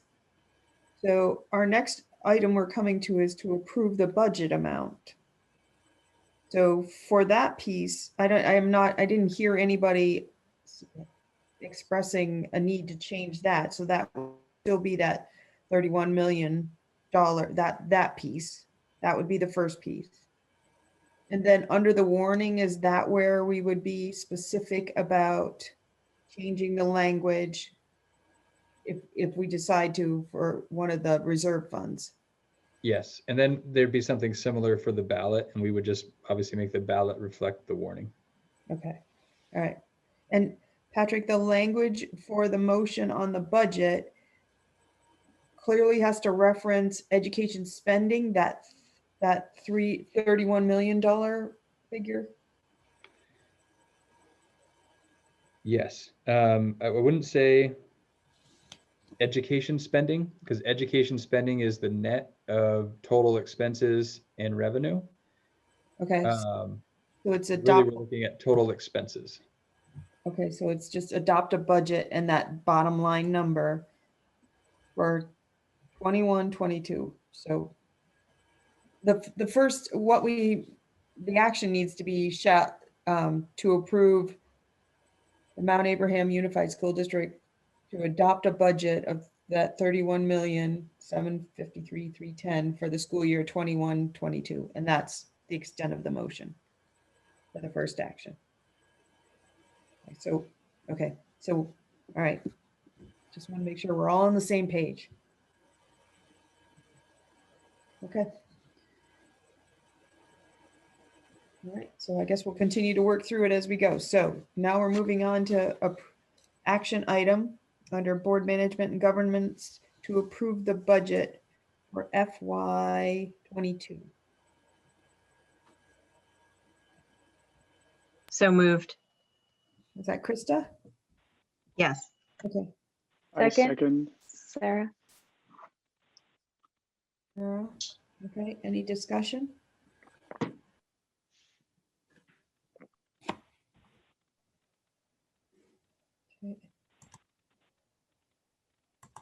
All right. So all those in favor of approving the budget for FY 22 in the amount of $31,753,310, please say aye. So I'm going to go through the list. Krista? Aye. Sarah McLean? Aye. Rob? Aye. Kristen? Aye. Dave? Aye. Kevin? Aye. Steve? Aye. Andrew? Aye. Liz? Aye. Okay. Sarah LaPearl? Aye. Okay. And Annie? Aye. All right. So that passed unanimously. Okay. All right, moving on to the next thing, to approve the warning. So the warning was sent. Did everybody get a chance to look at the warning?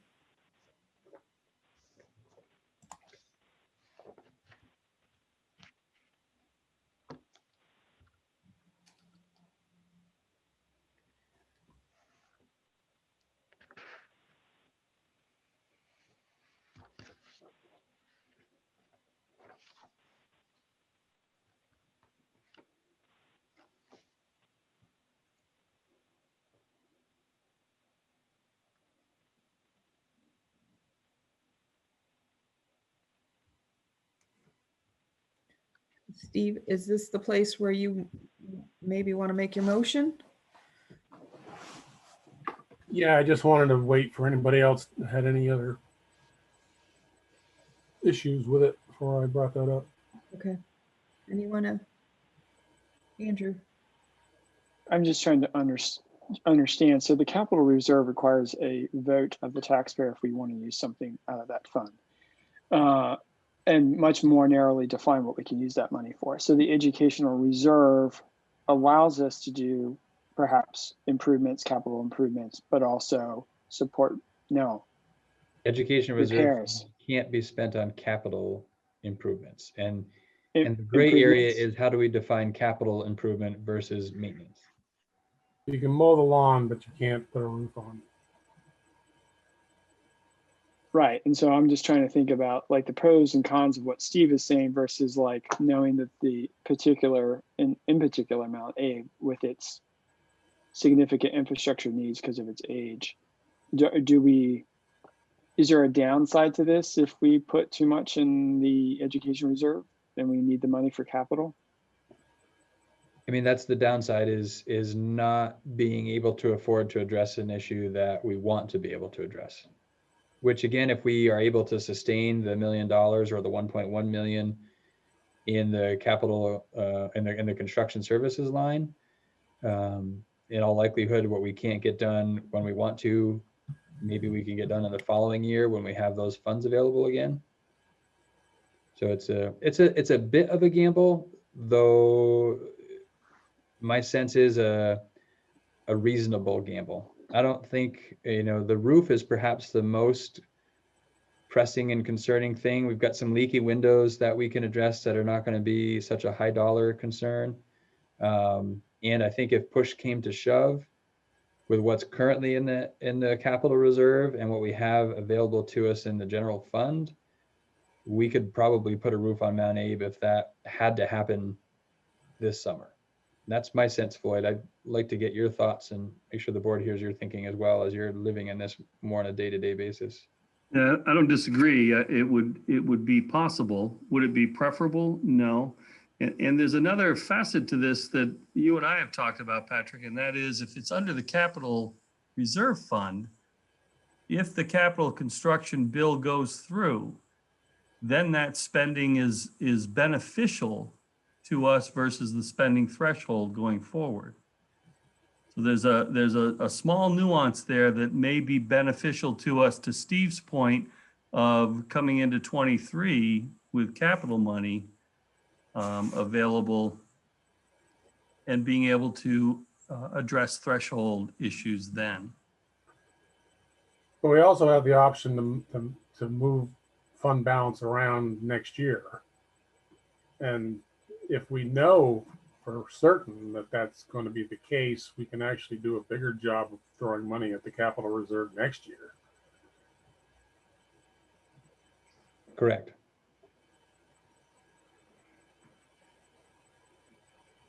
Kristen Blanchett. It seems to me that almost every year we have some kind of a surprise that we need to spend money on. And I'm just concerned. And Floyd, can you explain again the disadvantage that you just described to doing it in the way that Steve proposes? I don't see a huge disadvantage to putting it in there, except it excludes it from the benefit of capital funds as a carve out from the spending threshold restrictions that we're under. I think we have to look into that though, because I'm not sure spending money out of the capital reserve fund benefits us there, because that's not in the general fund. I think the benefit, if the legislature takes the action we hope they do, is the 1.1 million this budget shows in construction services wouldn't count against our spending per pupil in terms of the threshold. It still counts as spending per pupil for tax purposes, but not in terms of paying a penalty. Yeah, it's not counted towards our ed spending if it's in a reserve fund, right? Correct. Right. Because we've already been taxed on that, and if we're going to pay a penalty, we've already paid the penalty on that. Like that's money we've already paid for, I guess, if that makes any sense.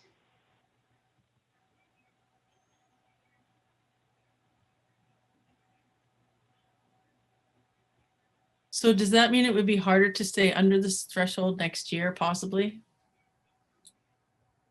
I think possibly easier. If the legislature takes the action to exclude general fund dollars that are spent toward construction services or capital improvements, that puts us $1.1 million theoretically closer to being under the spending threshold. So, and I say potentially because the devil's in the details, right? So what's the tracking mechanism? How do they define it? What's the accounting practice that they feel would give them confidence that we didn't just say, oh yeah, we had $7 million in our construction services line, and now we have 7 million that doesn't count against our cost per pupil. There's going to have to be some accounting for those expenditures. And I think that maybe, frankly, that's my concern. Conceptually, my sense is there'd be agreement to the idea of not counting these dollars against the spending threshold. But I think the logistics of how do you police that could be what hangs that bill up. So we would benefit that more from how it stands now or from Steve's proposal? Makes no difference. Yeah, they're kind of two different topics in a way. The reserve fund would only, the fund balance would only make it more difficult to stay under the threshold next year if we spent more than 366 to reduce taxes this year. So if we took the $366,000 number and made that larger and put less in the reserves, then it would make it harder to stay under the threshold next year because we wouldn't necessarily have that same revenue next year. But we're not really my proposal isn't to change Patrick's 366,000 to reduce taxes. It's just to reallocate what fund we put the reserve money in. So it's really just a question of whether we want to risk not having it for hard construction or whether we want to, soften the blow in 23 where we're looking at, maybe 25 RIFs and a $2.5 million shortfall. And maybe that's a good way to put it, Steve, as you were just talking. It's sort of hedging your bets. Do you risk not having it to spend on capital improvements, or do you risk not having it to mitigate what looks like a pretty challenging FY23 budget? Right. So if, the idea of a 50-50 split has some merit. I mean, yeah, that sounds a little more, because that building concerns me, particularly Mount Abe. It just feels like, as Kristen said, it's just one $500,000 or $500,000 or $1 million project, surprise. I don't know what it was when they had to replace the gym floor and the ceiling. I don't remember what happened there, but that was expensive too. Yeah, I think that was in the 300,000 range, all said and done.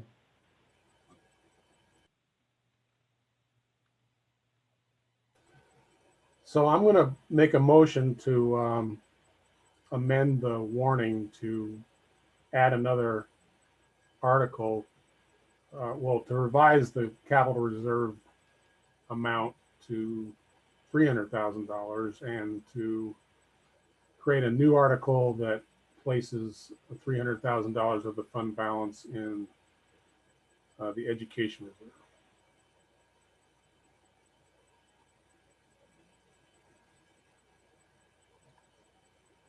Are you to revise the language on the warning and allocate $300,000 to the capital reserve fund and then create an additional article for $300,000 in the education reserve fund? Correct. Okay, is there a second? I'll second Andrew. Andrew. Okay, further discussion, clarifications?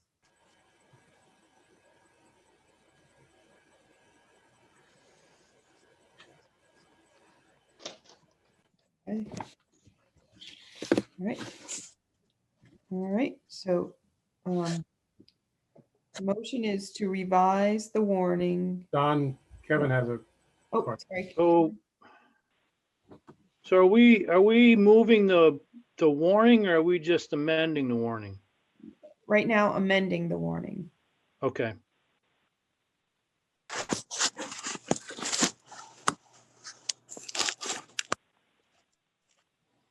Okay.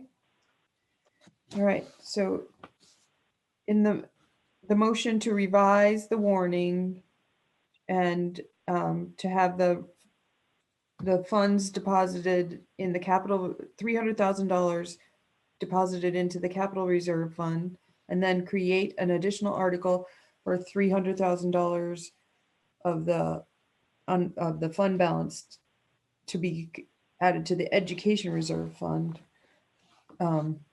Please vote. So Krista? I vote yes or approve.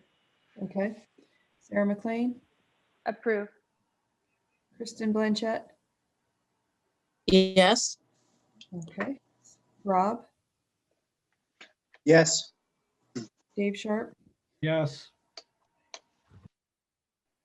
Kevin? Yes. Okay. Steve? Yes. Caleb's absent. Andrew? Yes. Liz?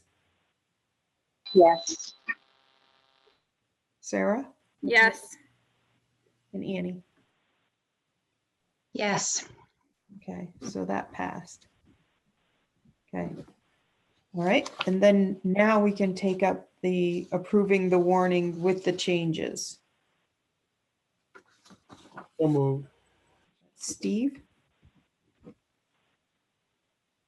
Is there a second? I'll second Andrew. Andrew, okay. Any clarification on or questions around the warning, Kevin? So I noticed in the warning and also in the flyer that I'm not sure there's an action on, but it talks about going to polling places, and there's limited to no discussion about absentee or absentee ballots or whatever the proper term is. And I don't know if we are creating confusion by not having that in the verbiage or not. Yeah, it's a good question. We did, I think the revised flyer does make reference to if you request a mailed ballot from your town clerk, you'll get a school ballot as well. Trying to get out in front of that, but we don't mention anything in the warning. And I'm not sure what the proper approach there would be.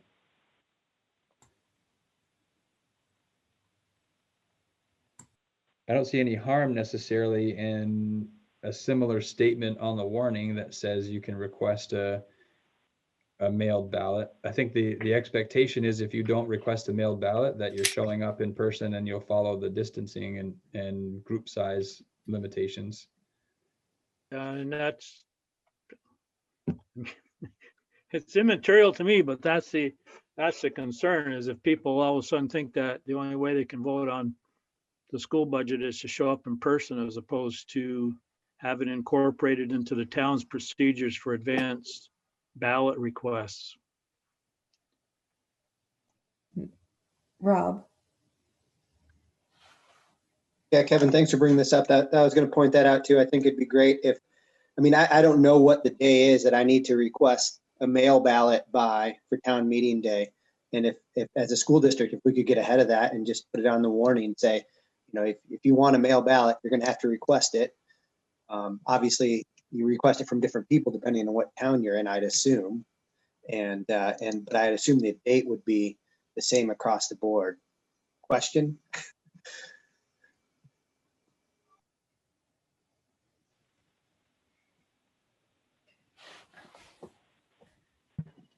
Could we, on the flyer, it says in that box on the bottom in red, if you request to have your town clerk mail you a ballot, the MAUSD ballot will be included.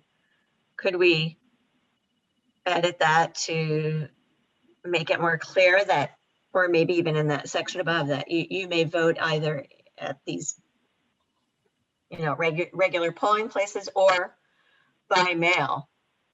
If you request to have your town clerk mail you a ballot, the MAUSD effective ballot will be included with the date, must request by, just to make it a little more clear on the flyer. I'm amenable to amending my motion if somebody wants to state that clearly.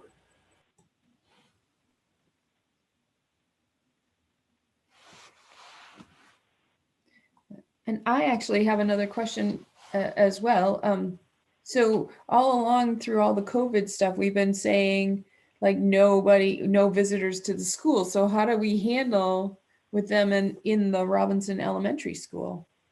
There's exception to the guidelines for voting specifically. Okay.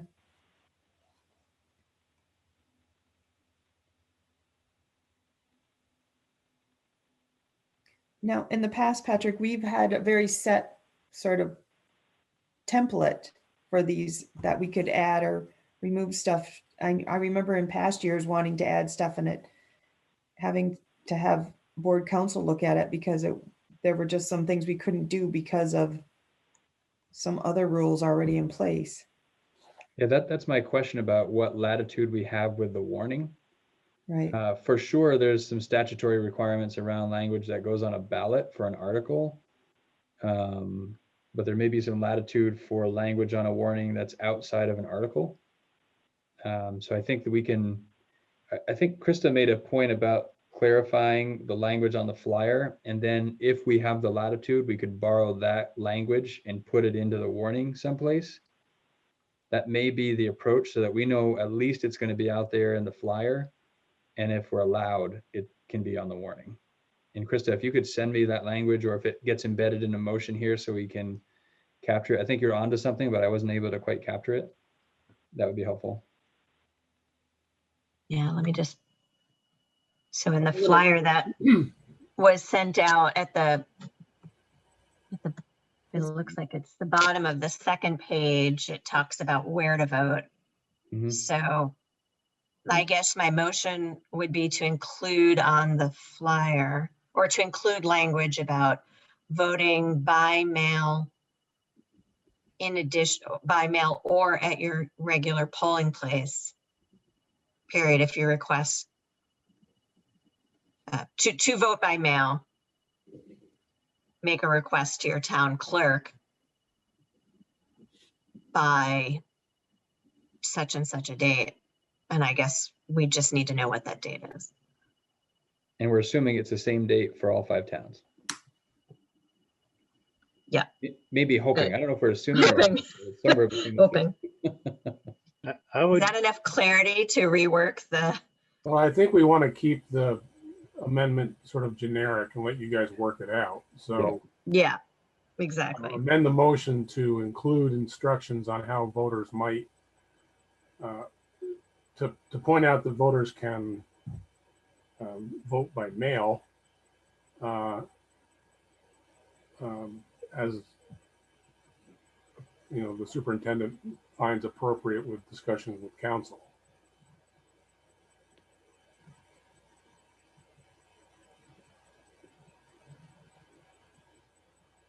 I think I can work with that.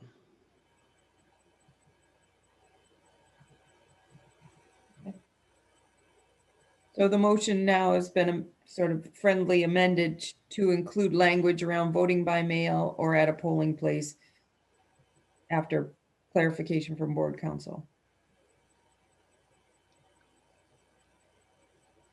Okay. Rob?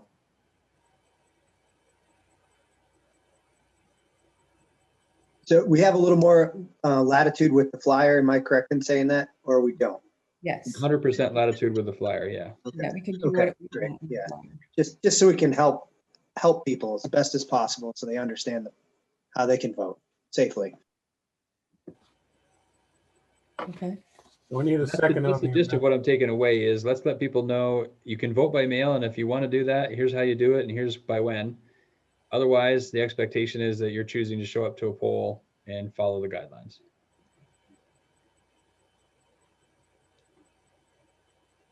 Steve, did you say something?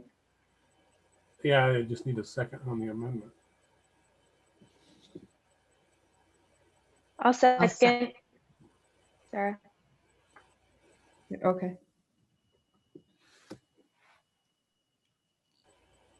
Okay. Any more questions about the amendment? Okay, so let's vote on just the amendment piece to include language about voting by mail and how and when or at a polling place. And Patrick will reach out to make sure that it's all legal. Okay, so Krista? Yes. Yes, all right. Sarah McLean? Yes. Okay. Kristen Blanchett? Yes. Rob? Yes. Dave? Yes. Kevin? Yes. Steve? Yes. Andrew? Yes. Liz? Yes. Sarah? Yes. And Annie? Yes. Okay. All right. Now that it's been amended, do you need to talk about it anymore, about approving the warning with changes? For what it's worth, I did make a note that this conversation happened around the 8 o'clock mark in the video, so we can go back and see what we pick up from the conversation. Make sure we get it right. All right. Does anyone oppose the motion to approve the warning with changes? Put your virtual hand up or put your real hand up. Okay, I'm not seeing any, so I'm going to say that everyone is in favor of approving the warning with the changes. I'm sorry, what? I didn't hear you, Chris. That was a temporary unmuted situation that I think has resolved itself. I don't think it was Chris. Okay, I didn't hear what she said. She said it so fast. Yeah, it wasn't me. You still missed it. It wasn't me. It wasn't Chris. Thank you, Steve. Okay. All right. I have a question about the flyer. Sure. So Patrick, you mentioned an updated flyer. The flyer I see has the tax rates for before the changes that we made tonight. So in Bristol, a change per $100,000 of assessed value of $143.89. You did speak of an updated flyer. Is there one that's more updated than this one? So no, this is the most updated one, but what you're seeing reflects the last published yield figure. Right. What we talked about tonight was an anticipated announcement of a new figure that just came out today. It's nothing official yet. We have a little bit more latitude about when we get this flyer out, so we can try to hold off to have something more firm to make some changes in terms of the tax rate. It would be, if there is going to be a new yield and that becomes a done deal, we would love to be able to put the new tax impact on this flyer when we send this out, as opposed to putting this flyer out and then 2 days later having a yield change and everything we sent doesn't make sense. It becomes a timing issue because ideally we put the warning out and this flyer at the same time. The warning by statute, we have to get out by the end of this week, and we are likely not to have a new official yield by the end of the week. So it gets a little tricky, but that's, I guess, the best response I can give you to the update on the tax rates. Yeah, I doubt you'll have an official yield before, I don't know, a month or two from now.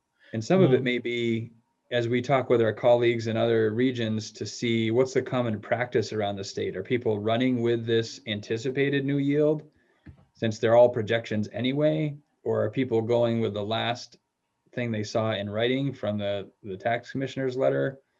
So we haven't had a chance today to kind of check the pulse of the region on that, but we'll be able to in the next couple of days. Thank you. I would very much appreciate it if there was a block that indicated tax rates for those who pay by income. The majority of our citizens pay by income. And if you had a box similar to the one that was in your budget presentation regarding what the tax rates would be by income, that would be helpful. Additionally, there's another article that we talked about adding that may want some explanation as well. So that being the Education Reserve Fund that we're looking to deposit dollars into.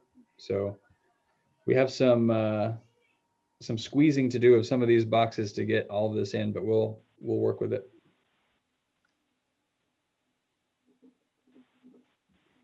Okay. Any other questions about the flyer while we're on it?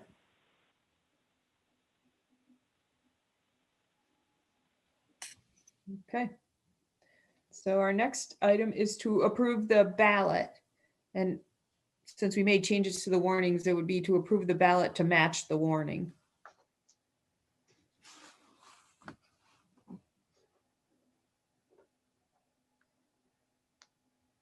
So moved. Dave? I'll second, Andrew. Andrew? Okay. Any discussion?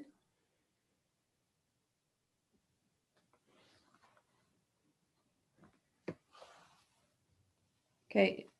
Is anyone opposed to approving the ballot with so it matches the warning for the FY22 voting? Any opposition? Okay, and I'm going to note that everyone is in favor.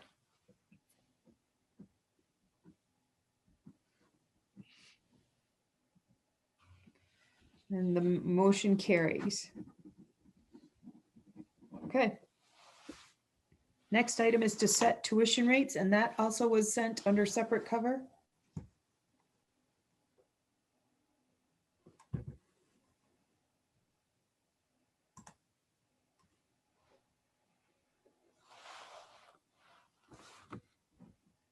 Yeah, I don't have a whole lot to add here except to say that, and I know this will come as a complete surprise and shock.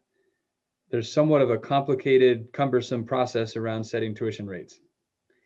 Floyd can talk a little bit more about it, but the actual tuition rate is typically established at the end of a school year when it can actually be calculated at the state level what our tuition rate was. So let's say a student from out of district or a student who is in a sending district. Buell's Gore, I think, comes to mind as a town that doesn't operate a school. So they tuition kids to various places. If we have a student attending Mount Abraham from Buell's Gore, that town pays tuition on behalf of that student to Mount Abraham. And that actual tuition rate that the town pays, I believe, and Floyd can confirm, is determined at the end of that year that the student attended so that it can reflect the actual expenses. So we have to somewhat temporarily set tuition rates, knowing that they get adjusted to reflect actuals at the end of that year.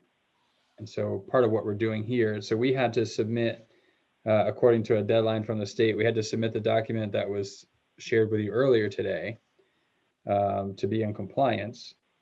And then we have to, you as a board have to officially act to set a tuition rate that then actually, I believe, gets adjusted. Did I kind of get that, Floyd? Pretty close. You know, what the board sets as the tuition rate would be in the Buell's Gore example. The Gore would pay that amount for those students, and then it trues up at the end based on the number that the state gives us, not that the board generates or not that we generate. And the plus minus on that is either we send them a check for a small amount, they send us a check for a small amount. If it's within 3%, there is no check. And the process to determine a tuition is huge.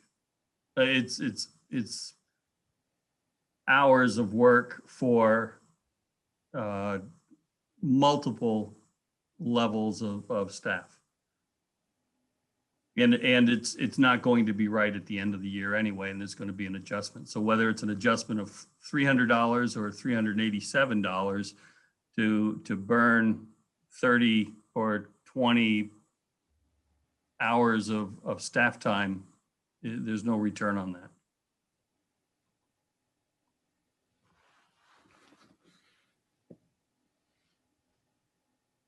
I move it forward. I'll second, Andrew. Any other questions? Okay.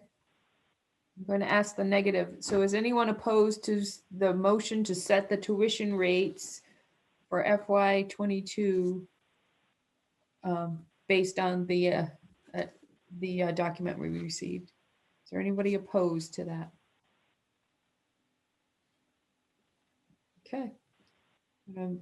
All in favor and that it passed unanimously. Okay, next item is to approve the financial management questionnaire and authorize the chair to sign the document.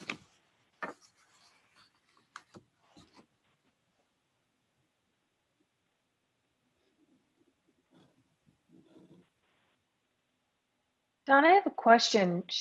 Do we need a motion first? Yes. Okay, I'll move. I'll second. Andrew, okay, sure. Now, Sarah, go ahead with your question.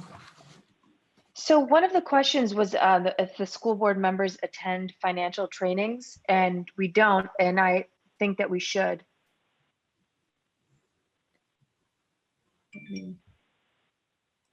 Okay.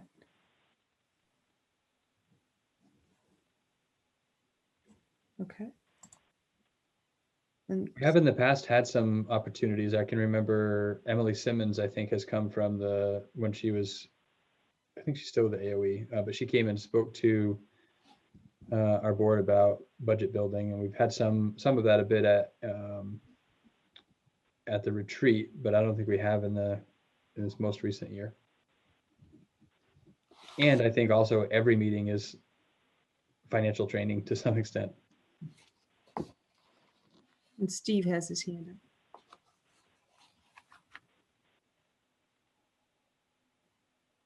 I think you're muted. Steve. I've seen this for a couple of years, and I just saw the one over at the Career Center. And one thing that always makes me scratch my head about them is that I don't know if a yes answer or a no answer is good or bad, and I don't know what the recommendation is for either one of them. Like, there could probably be a whole instruction sheet that went with this to say, if you're saying that your board is answering, your financial department is answering no to this question, your next question should be, why not? Or how come? Or that's not best practice.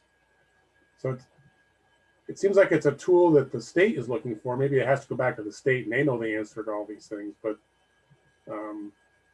it's a little difficult as a board member to understand sometimes whether these things are good or bad or indifferent, or if there's some follow-up that should be asked about them.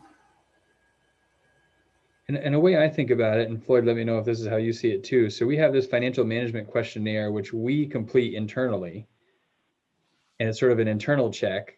And in addition to this, we have, and we put a lot more stock in this other thing. We have an external check, which is our audit that happens every year. And the auditors tell us, these are things that we notice that need improvement, and we want you to fix those things, and we work on those. So we have both the internal and the external check on our financial sort of practices. And this is a required step. Yeah, I'm just curious if there's a, this is a state generated questionnaire, or does it come from the AOE or the Department of Taxes? Secretary of Administration, I think. I'm just wondering if they have some kind of a white paper that goes with it or anything. I'll chase that down.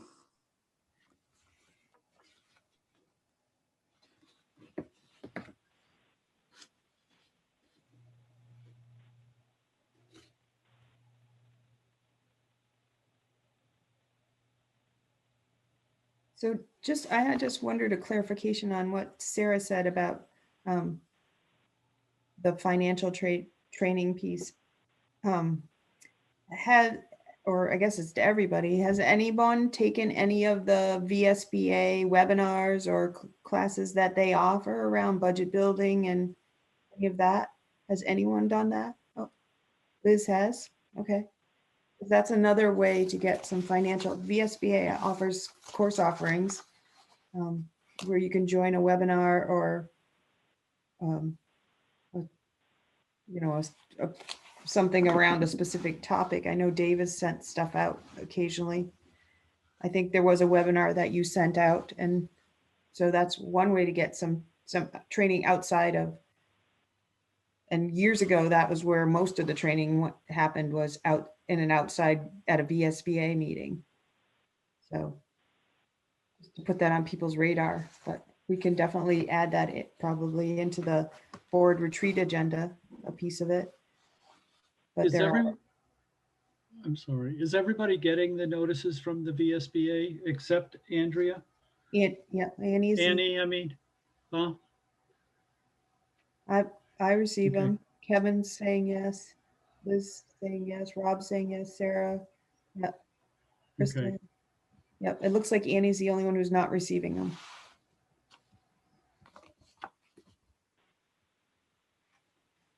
Okay. Any more comments around this motion? Liz. I guess I would also add that something maybe similar, like there are fairly inexpensive financial literacy classes that can be taken, and kind of like we did with Brown Dog Consulting, is something that was in our own time and over the course of a few weeks or a couple of months that we could work our way through a literacy course that would maybe work really well, to be more flexible.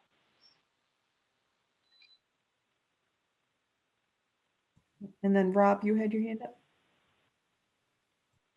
Yeah, I second what Liz says. I think, outside of board work, it's hard for me to maybe hop into another webinar or try to motivate or find the time, I should say. So if it was something like the Brown Dog that maybe we could do at our own leisure, but then possibly discuss, assuming the Wi-Fi is okay, wherever we have our board retreat, as a board, I think would both be helpful, find that synergy by doing it on our own time. So thanks for that suggestion, Liz and Sarah. Sarah McLean. Yeah, I want to echo what Liz and Rob are sharing. I think, finding time, especially within the past 6 months, to find and then join and then take and then digest a webinar solo. I wish I was the kind of person that could do that.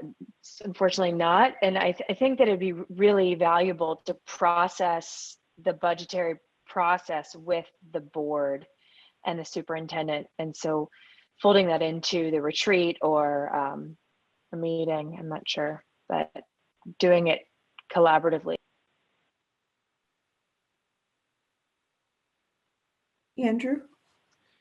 Just a couple of thoughts to jump onto that. So I've wondered whether or not if it makes sense for everyone at the board level to be trained because folks rotate in and off the board, or if it would make sense for people of particular interest on the board that we have 2 or 3 people, not necessarily a subcommittee, but 2 or 3 people who just become, they're well trained in the budget building process and the financial aspects, and some other folks are doing the community engagement work. But that might be an area of interest we could explore for folks who also might be continuing to stay on the board for the long term. Dave. So I agree. We should have a finance committee, and that should be a committee that is trained specifically in budget matters.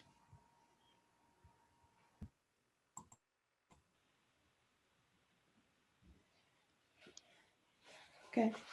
Any other questions about the questionnaire and the motion to approve it and authorize the chair to sign?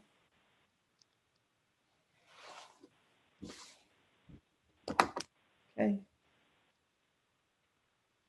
Right, Krista, are you in favor or opposed? In favor. Okay, Sarah McLean, In favor. Tim Blanchett, In favor. Rob, In favor? okay, Dave, Yes. okay, Kevin, Yes. Steve, Yes. Andrew, Yes. Liz, Yes. okay, Sarah, Yes. Annie. In favor. All right, so that one passed as well. Okay. Next item is to accept the monitoring report for 4.3 agenda planning. So moved. Andrew. Okay. Is there a second? Second. Kristen? Okay. Does anybody fill out the worksheet and have any comments? Kevin, I got your worksheet. So Kevin, So I still am struggling with, what is it, 4.3.2C or whatever it is with, it's gone from non-compliance to partial compliance or something or other, but I'm still struggling with the fact that this determination was based on an individual's request that was denied. And I think it's well within the board's chair's responsibility to have that latitude if it's not germane to the agenda, which after we discussed it the last time, it was sort of determined, at least in my mind, that it was not pertaining and were not germane to the agenda at that point. So I'd like to see it either modified or struck.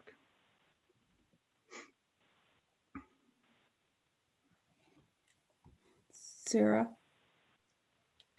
Yeah, so that the one denial of the request that a board member had made, in due time sparked the initial non-compliant, and then the change to partial compliant after had a chance to digest the policy and the process with Dawn, and Dawn was able to provide me more, email documentation of a variety of requests made by board members throughout the past year. Some that were requested within the 7 days and some that weren't, and just her process of going through whether or not she, she does add to the agenda the requested item or denies that it's added. And I think, my motivation for creating the form that board members would fill out when they make a request would be to just add process and transparency to the process of how the chair uses their authority, her authority, in the process of approving or denying, and then also gives the board member more agency in making a request, and so doesn't have to put the chair in the position of having to deny an inappropriate request to begin with. So it was originally, you're right, Kevin, it was based on the request that was denied and then further fleshed out for partial compliance based on a number of requests that were either accepted or denied.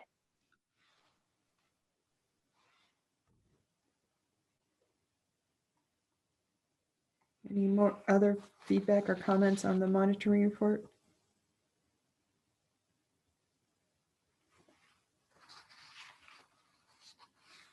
Okay. Is anyone opposed to accepting the monitoring report? Kevin? Okay. And I'm assuming everyone else is in favor of accepting the monitoring report? Okay. Oh, can I ask you 2 quick questions? Was the interpretation reasonable? Okay. Yep, and some thumbs up. Okay. And did the data demonstrate the accomplishment of the interpretation? Right, so this motion passes.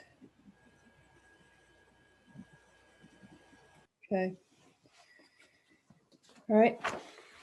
The next item is an action item to add letters from the community to the board public records. So at the last meeting during public comment, there was a comment made requesting that some letters from the towns be added to the board public record.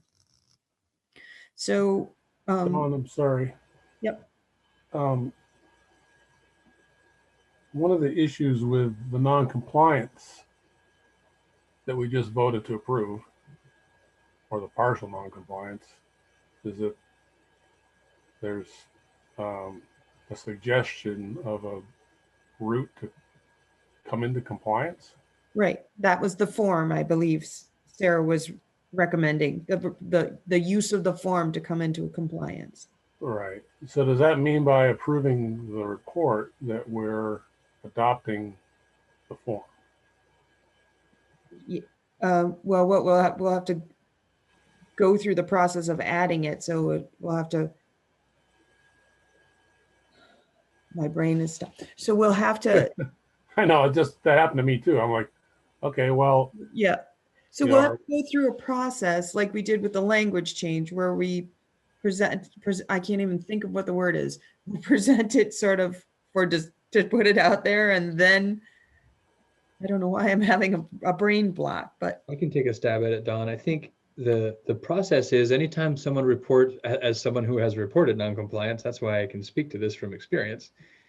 When you report noncompliance, the expectation is you include a plan on how to become compliant. I don't think by approving or adopting the monitoring report that you adopt as a whole this plan. I think there's a recommendation on how to do this. I think there's a process to consider the recommendation, and you may tweak that plan. But there's something that launches you into action to move into compliance. Well, that's specifically what I'm alluding to. Is okay. So that way, what we could do on a future agenda item is put 4.3 and then have the discussion like, do we want this?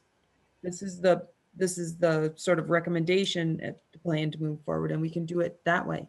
And then at that other meeting, if we decide, yep, that's what we want to do, then we do it.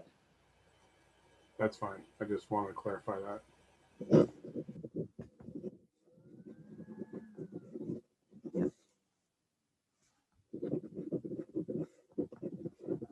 I'm writing myself a note, sorry. Okay. All right. So then we were on action. So the request was from a community member to add the letters from certain towns to the board public record. So when Patrick and I were talking about the agenda and we stumbled across this, how do we determine, we have a lot of letters from the community, and how do we choose some and not all or any? And we thought it warranted further conversation about how do we proceed with this one.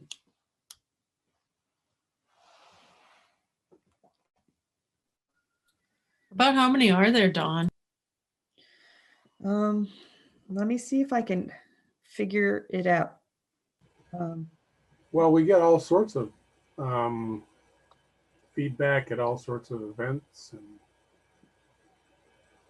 and are we putting all of that into the public record as well, or? On. Yeah. We don't have a motion yet? Correct. Okay. Yep. Sorry. Yep, we don't. You're right.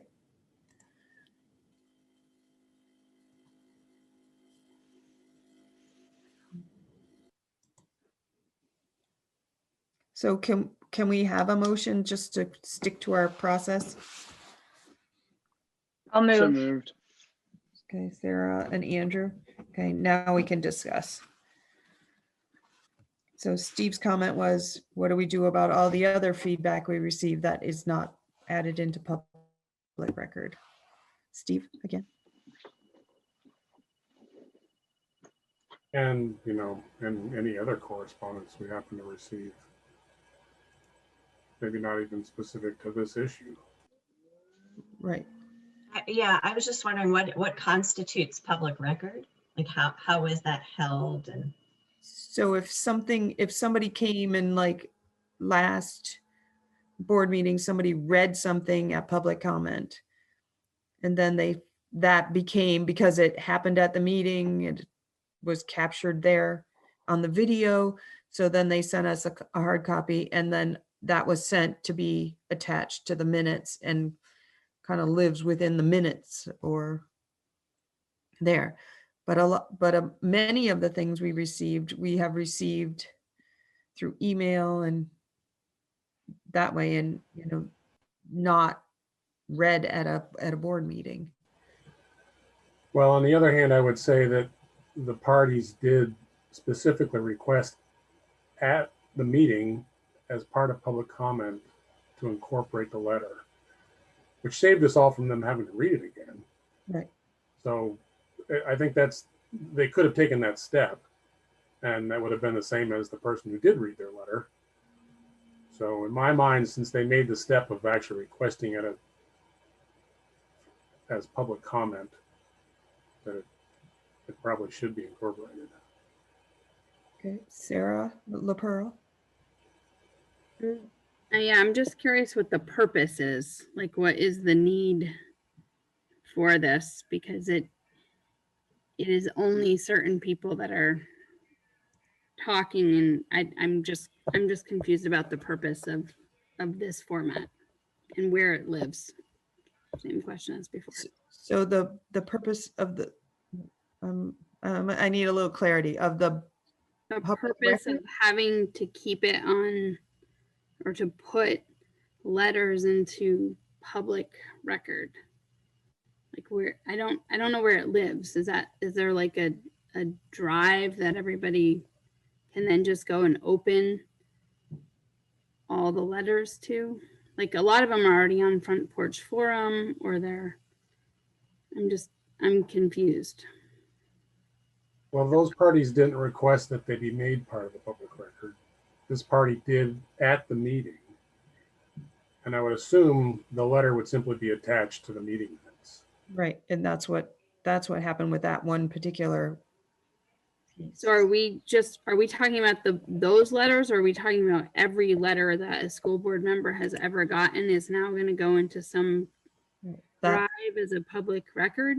That's a discussion. I mean, this was a specific request, and so I think we needed to talk about to know how to handle this, because we've got a file on the Google Drive that is just a depository right now of all these letters. So does that mean we're going to have to include all them eventually, or that was what the need for the discussion was?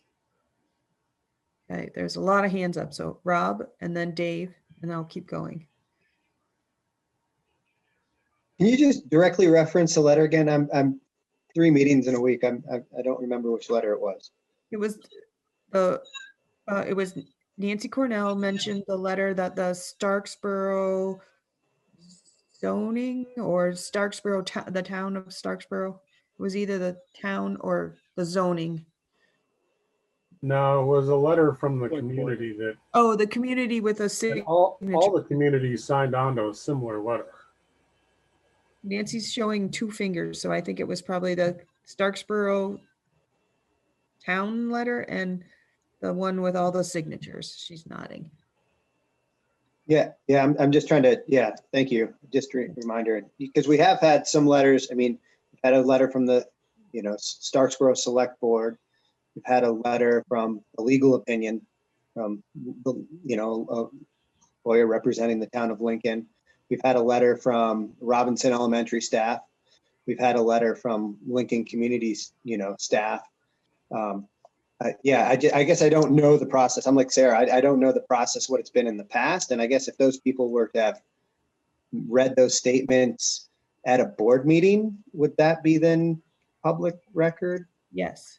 So we're also in like these weird times too. It's hard to know if those people would have showed up and read the comments that maybe they've emailed us all. I don't know how to amend that. I'm just putting that out there that it's a weird time too, on top of all this. Yep. So Dave? So I'm not sure how much control we have over the notion of a public record. I'm certain that everything on the Google Drive is discoverable. And so then that could be defined as the public record. If we wanted to make something more officially part of a record, like attaching it to minutes, that may be a discussion that we want to have, what should be attached to the minutes or not.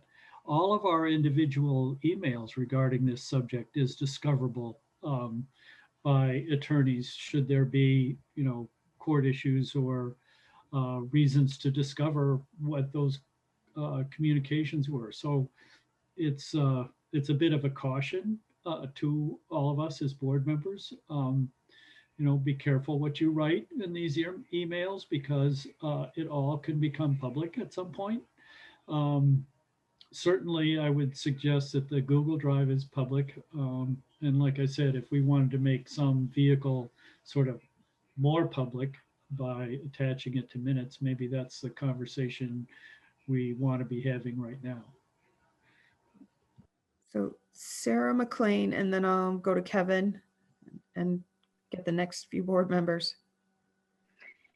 Yeah, I mean, I think it's an interesting question. And, as far as like what's public record and what's not in the process to becoming that, I mean, I also think it calls into question how we're gathering this multitude of qualitative data that we're receiving.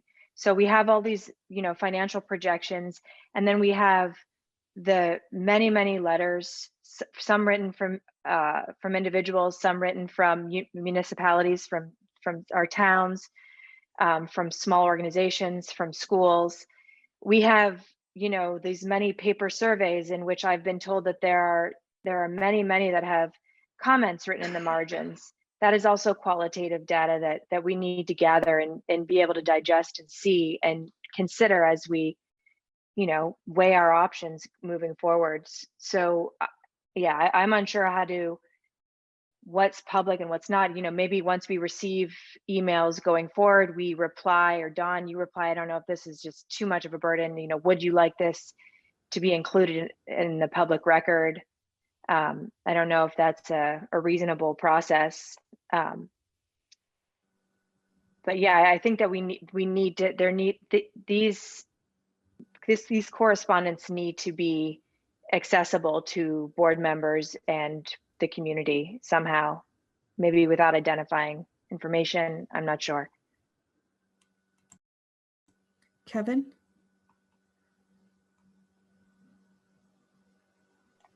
My train of thought is similar to Dave's. Is this stuff it's hanging out there, and if anybody wanted to ask for it, that would be given to them, and there's nothing secretive about it. So I guess what level of visibility do we want to give it? And for that matter, if it's buried in a comment section of minutes, you got to go through all sorts of minutes to find it. So I'm not sure what the advantage there. Regarding town letters and whatnot, one of the things I recall from our public discussion with Mr. Mubb is that anything a town does, they are not an entity to the district. So I don't know how much weight that really holds, even though it's the same piece of paper as an individual, but doesn't sound like there's a whole lot of weight to what towns are saying as an organization. Andrew. Sounds like there might be a distinction between what information we have available to us on a drive or shared among us for our understanding of what the community's thinking to inform our deliberations. And then the more formal matter of public record, it sounds like someone makes a request in a meeting. I would like this part of the public record, where therefore it sounds like that means it gets attached to the minutes. Yeah. And is accessible on the website. So to me, that sounds fine, and that should be an opt-in process versus that we do that for everyone, that we don't attach it to the minutes unless someone says, I'd like this to be part of the public record.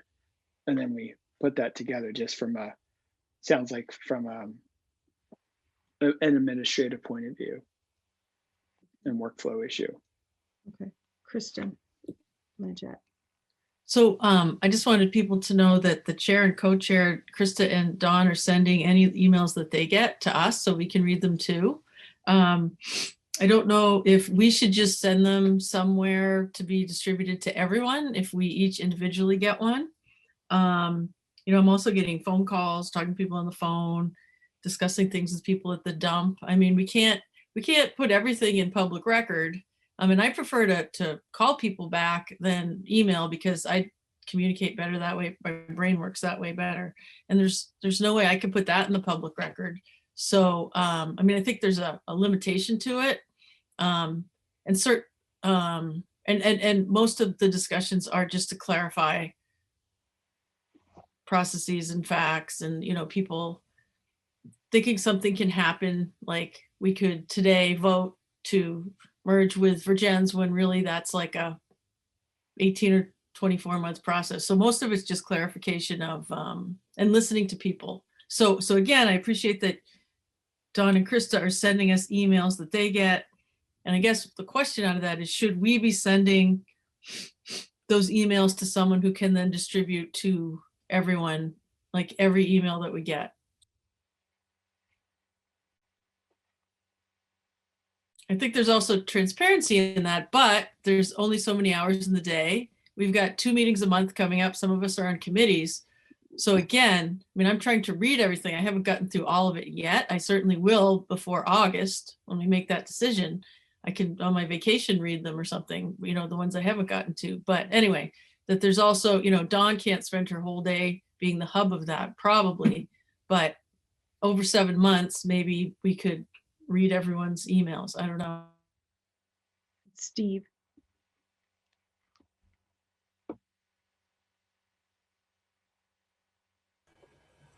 So only one person has made this request. I think we should just limit the discussion right now to dealing with the matter at hand and not worry about the larger question of where all this information is going.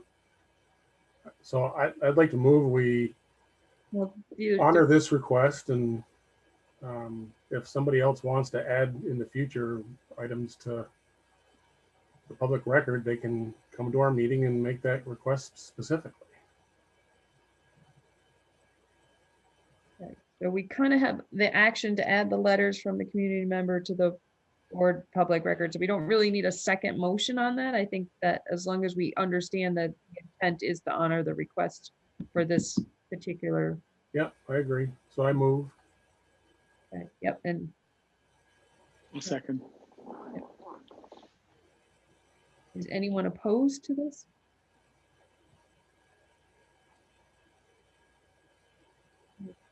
I'm gonna mark it in favor and pass and call this a passed motion. I see no one's opposed. Dawn, did we just amend that motion? No, I think it was just a clarification because the motion was already to add letters from the community to the board public record. And I think what they decided was to honor this request. Yes, I didn't amend the motion. Okay. All right. Okay. How's everybody hanging on? Everybody had the same kind of look. All right. So the next one is a timeline for the facilities decision making.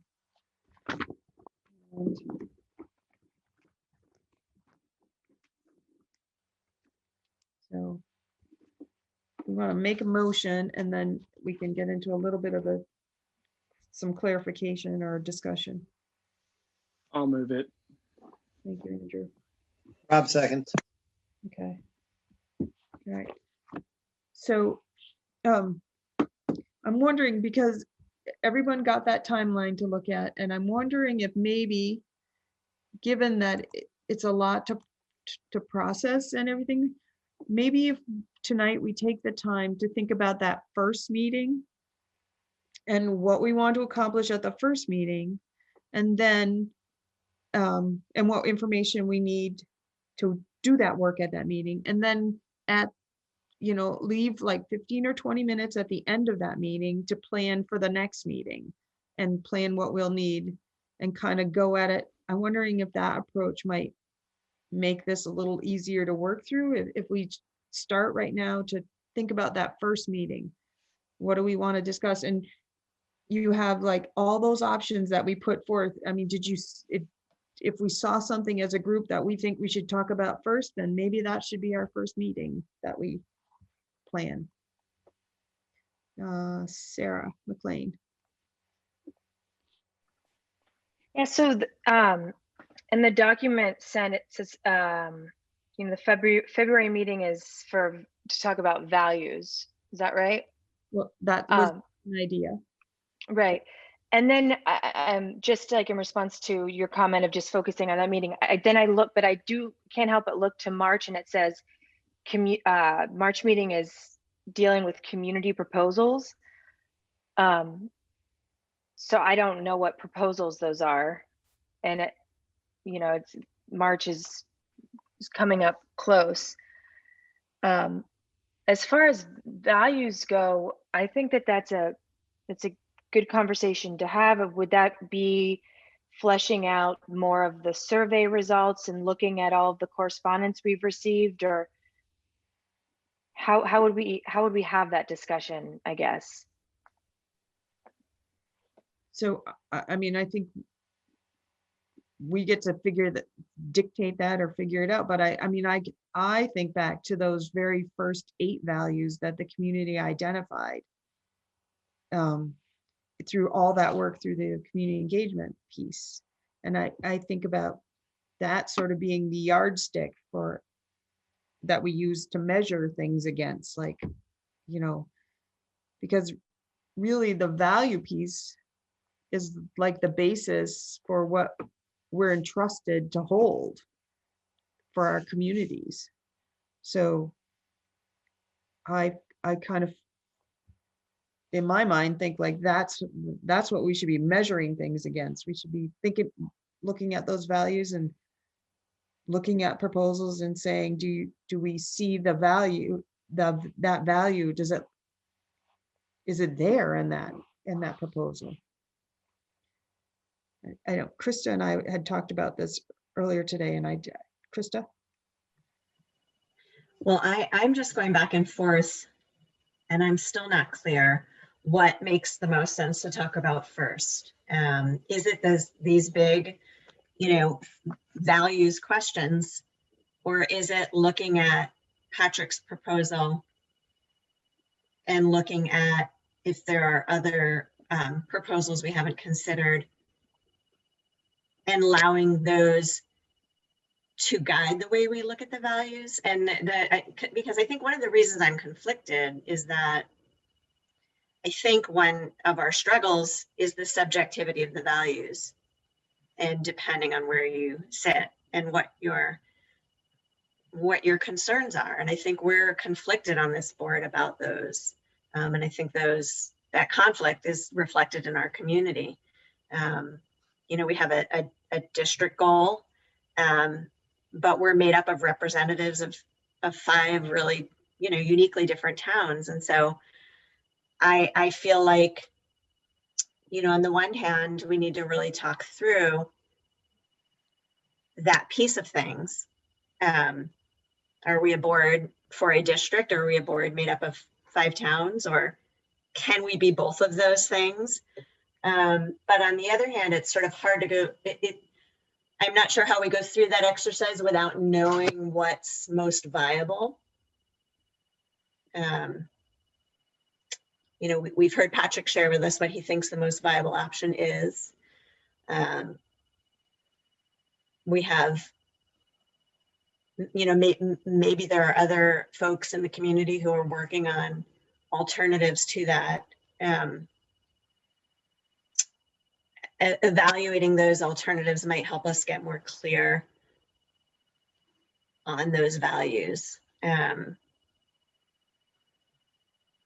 So anyway, I don't really, And I don't really have an answer to how we work through that. I just know it needs to be grappled with in a really honest way, where we all feel like we can really share the challenges of this. Are we, what are we working toward, and what are the impacts of that? So I'll go Dave and then Kevin. So I don't mind having the values discussion. It will be a difficult discussion because of the points that were just made. My question is, how do I ask questions? I've been reprimanded for not giving enough time in the past. So I've tried to modify that approach. I just posed some questions and the answer I got was that, answering them to me as an individual board member was not sufficient. It had to be a board asking that question. So then we need to have some time somewhere for these types of questions to be grappled with as a board as to whether it's worth asking for answers to these questions. I have put a proposal on the table. One of the questions I would like to have answered is, how would that work? Would it work? Has any progress been made in that regard? What are some of the numbers around it and so forth? I've developed a list of 10 other questions and some of them are, one sentence answers. Some of them are going to take research. So that's my perspective. I don't mind having a values discussion, but what we need is a broader understanding of what the options are, what the possibilities are. I think there's a group in Lincoln that is developing proposals. I have said before, I think we have some educational experts. Maybe we should get DMG up here to work with our district individually. They do that. I don't know what they would charge. But for myself, I don't think Patrick's proposal will fly at this point without total disruption in our communities. Perhaps it's the best path forward, but we have to do a whole lot of preliminary work. New Haven feels like they're a winner because they're getting pre-K and the district offices.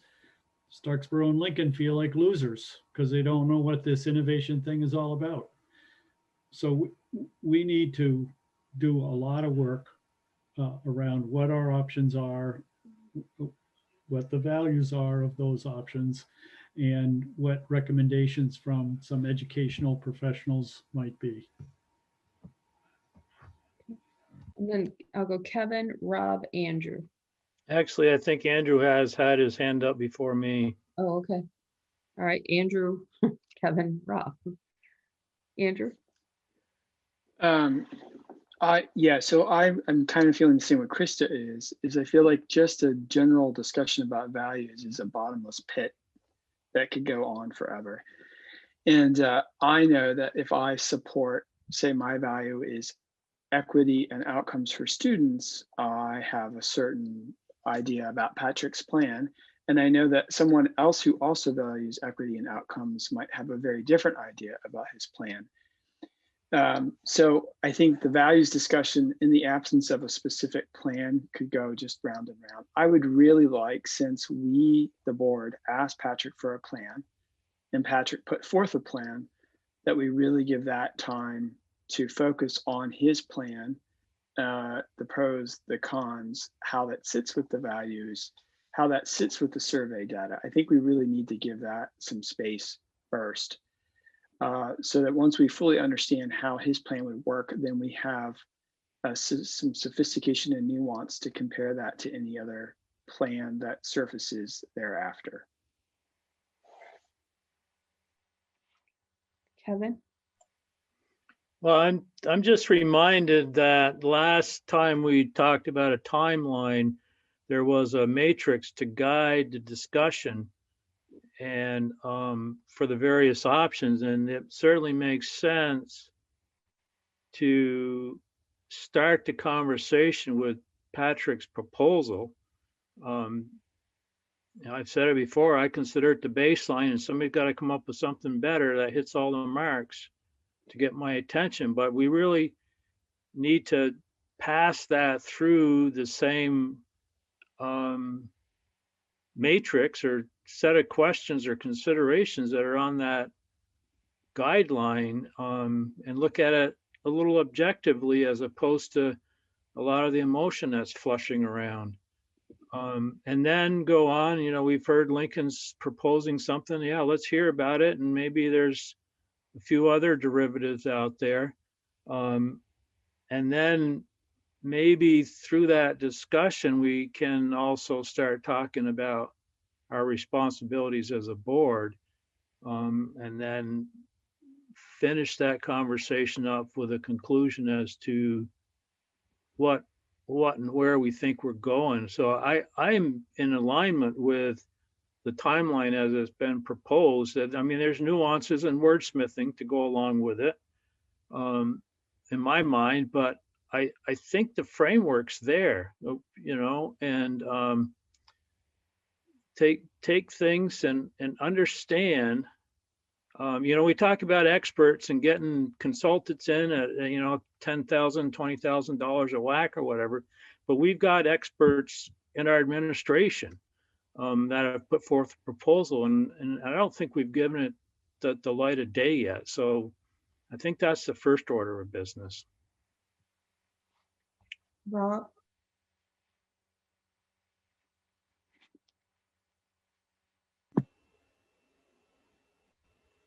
Yeah, I guess I've missed where that matrix is, but I definitely want to look at it. My thoughts, I emailed some to you, Don, and Krista and Kevin today, so I won't go through all of them. But I think step one is, and community deserves that we as a board have an open and honest conversation regarding Patrick's proposal. I think that would maybe sort of set the tone moving forward for the next 7 months. Values obviously included in that conversation. I also think it'd be wise at that point to maybe think about the role of the board, the role of the community engagement committee, the role of the merger study committee, and how we can maybe find synergy amongst those groups as we move forward down the timeline. I don't think we can give ourselves too much time to think about that. And then after the board has that conversation, maybe as a board, we have another proposal. This is Patrick's proposal. This isn't our proposal. And, maybe we have some ideas too that we could chew on during that conversation. Then I think after that is, I think we should go on a listening tour. I would, and I don't know if this is a full board thing again. This could be a community engagement thing. This could be, but a listening tour of our faculty and staff. Maybe as a whole, maybe you break it out as each 5 towns, elementary school, and then we hear from Mount Abe. I think we just have to listen and hear what people say, or at least I would like to hear what other people say, and then go back to the community. But in the listening, I think we should also try to hopefully set people up to succeed in regards that they're not going to come with some pie in the sky, quote unquote solutions that just aren't honestly feasible in the framework that we have and are dealing with. So I don't know what that would look like, but maybe that's something we could discuss in our first meeting too, is how do we best set people up so that when they do come forth with an idea or a plan, it's something that is feasible. So that's my sense in the first couple months, is we just have the conversation as a board, and then go and listen to other folks. Liz? I think so I want for me, if I was looking for a document to think about the options, whatever options may come up, certainly including Patrick's. I have an ends policy in front of me. I have the let's talk or values in front of me, and I have a strategic plan. And as a board member, I found that the ends policy was challenging because it didn't have a lot of ways for me to specifically say whether a goal is being met or not met. And I think it's interesting with that. But the strategic plan, on the other hand, is a really important document. I think that we could use to measure options against, because it includes a lot on here. And I think, this specifically town schools may not be, but I think that's really the foundational thing that we're going to be talking about, the town schools. So certainly if a proposal came forward on how to make a town school work in a different way, I think that'll just naturally be a part of the conversation. And I just would like to note that the action team members and the planning steering committees that made this strategic plan and took so long to do that, we've got students, principals, we've got members from all 5 towns, all 5 schools, all different levels. I mean, it was so thoroughly and thoughtfully done between nurses. And I mean, I would just really encourage everybody to look at this and consider this as a way of measuring, because it also has breakdowns and goals. And I know we started with social emotional learning. And so I know that one has been broken down even further into a lot of actionable steps, like within the classroom and with the student. And,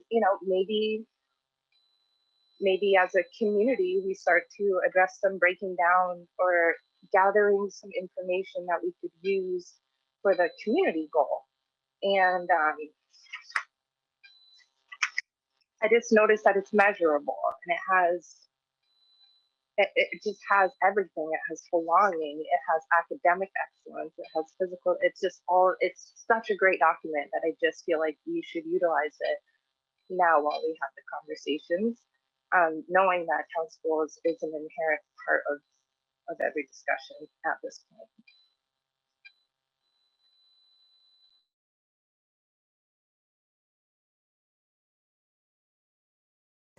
Sorry, Sarah McLean. Liz, I think that's such a great idea to use the strategic plan. And I know Krista had brought this up in our last meeting of kind of modeling the way that the strategic plan was built and using that model going forward with the facilities planning, just as far as, truly collaborating with community staff, students on facilities planning, fully, acknowledging that the timeline for the strategic plan was years and we're limited to a matter of months. That being said, I think, when part of the document that was provided that laid out, the 7-month extended timeline for the board, does give suggestions for topics for each month. I did want to call attention to that in the 7 months that the timeline has been extended, there's 4 additional meetings for facilities specific. That's what I saw. And I think that, I don't know if this is part of the action tonight, but we do need to ask ourselves, are 4 additional meetings enough? Because it looks like there's no meetings in June or July. Are 4 additional meetings enough to really kind of flesh this out? And then just back to Liz's point, how can, based on this document and conversations we've had as a board, how can we truly gather input from staff, community,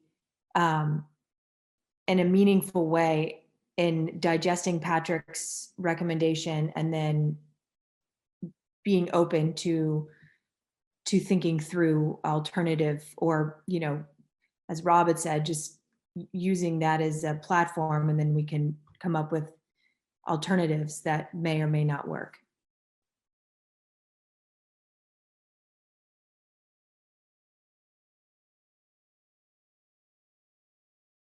Andrew, do you have your hand back up? No, okay, Kristen. Yeah, I just think of a couple of educators who have contacted me about their experience of teaching in districts with larger schools and really tiny schools, and just the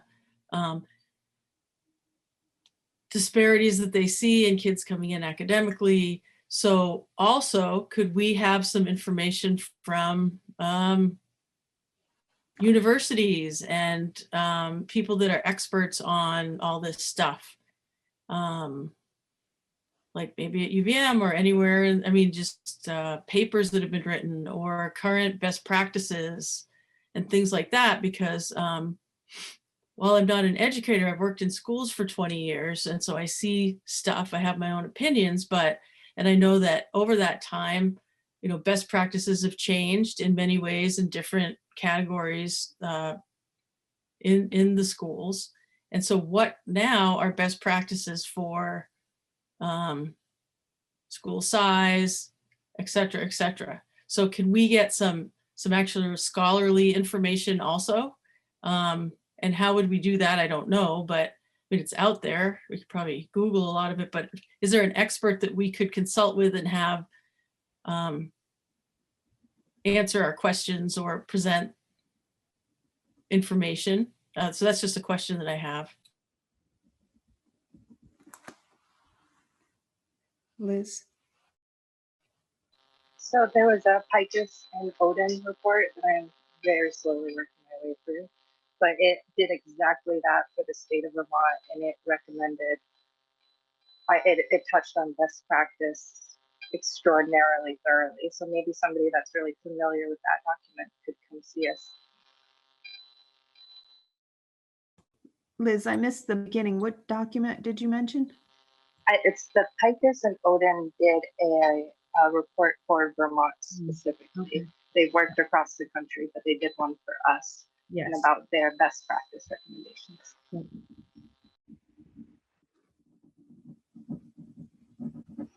The Picus report is available at the legislative website. They actually did 2 reports. The DMG report is also available on the website. So maybe we could collect all that, and I mean, we can each individually have a clearinghouse for that, so we could all be studying those things. But then also I think having someone come that we could ask questions to, so we're not just reading the document. I don't know who that would be. I mean, we're more than one person.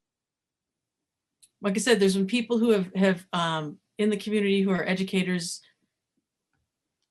in other districts who say, I have all this information, I'd love to give it to you, and then could I give it to the board? And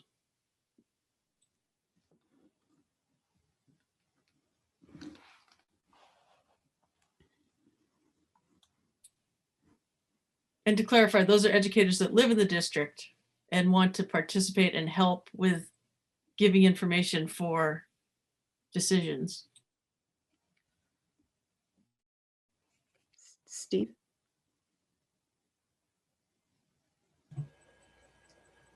I think everything that everybody has said, it sounds like great suggestions. It sounds like we might have a pretty full first meeting.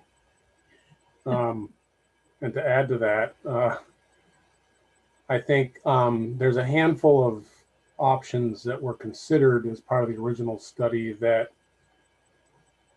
I still see crop up in people's letters, like, why aren't we considering this? Why aren't we considering that? And they were considered, but they weren't necessarily fleshed out in a lot of detail in some of the proposals and reports. And it might be good to simply step back for a minute and let Patrick, you know, explain once again potentially why those particular options didn't work, which would also set people up, you know, to either ask more questions about them or at least not suggest them again. So we're not rehashing old ground. That's just one suggestion I have.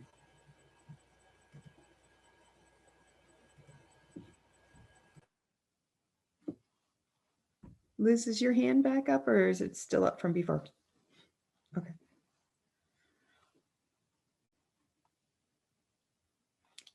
So, Sarah McLean.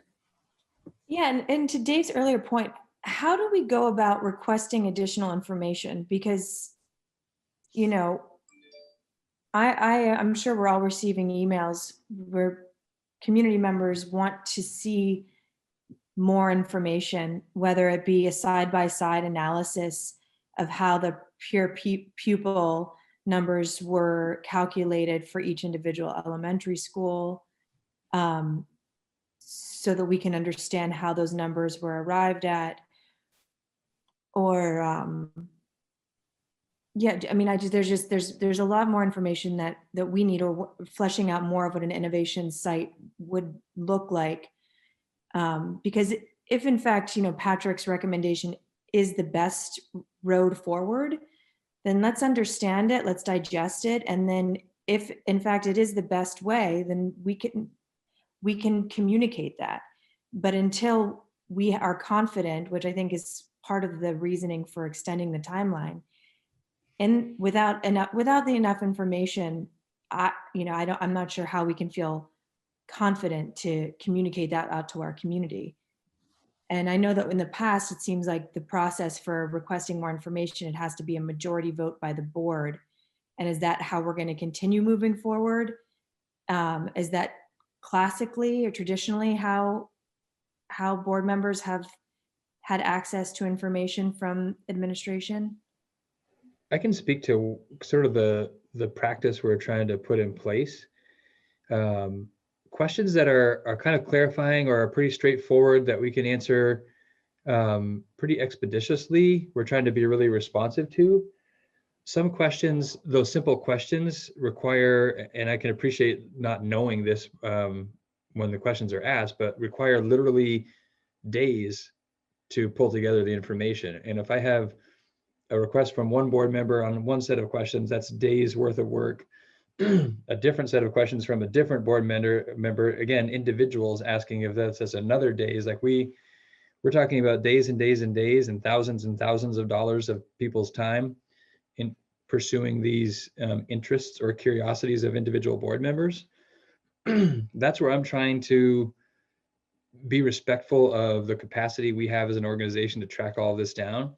If as a board, there's agreement, yes, this thing that's going to take days to track down is something the board wants, by all means, we'll do that. But I'm cautious of spending days of teams of people's time pursuing an individual board member's request. So I'm trying to, just where it's reasonable, I'm trying to be responsive, and where it's going to be really time consuming, I'm pushing back and wanting to get some greater clarity from the board as a whole. Krista?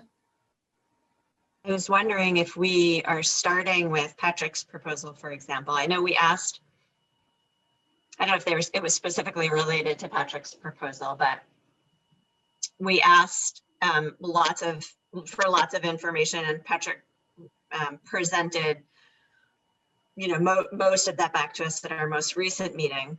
I'm wondering if in this process, as we go through, if we know, like after our first meeting, a way that might be a best practice for before we wrap the meeting up is to say, okay, before the next meeting, what else would we like to know, or what questions do we still have? And that way, as we're moving through, we're asking about things that are coming up in our conversation at the board table. And hopefully that will bring to the surface, the themes that are pertinent to that part of the conversation. And as we weave through, more questions will come up, some might be answered. I don't know if that's one way to approach it, but our goal is to have our first meeting, I think, between now and our February board meeting, which is 2 weeks from now. So if for that first meeting, the focus is on Patrick's proposal, it might be worth thinking about what questions or information people want for that first meeting that we don't already have. And it's 9:30, so I don't know if that means we go through that now or by email or some other way, but. And I would also add, finishing that response to the series of questions posed on December 22nd could fit into an earlier meeting as well. I know there's work to do there still, and I could be prepared with most, if not the rest of those unanswered questions for the next meeting. Dave? I just, never mind. Okay. Sarah LaPearl? Is there a date that I should know about when it is? Is there a date for Yeah. February? Yes, February 9th is what we're looking at. That's 2 weeks before the regular, the 23rd. So, in that 2-week time frame period, we were thinking if information had to be gathered, that allowed 2 weeks for information to be gathered. Thanks. And I also wonder if, and maybe I can work with Don on this, if putting out some sort of a doodle poll to try and pin down dates for future meetings. I think if we're doing one meeting at a time and looking for dates at each meeting, that could be complicated. It'd be nice to lay out a series and everybody can get them in their calendars. And I propose we just meet at the same day and time as our regular board meetings, only 2 weeks after or 2 weeks before.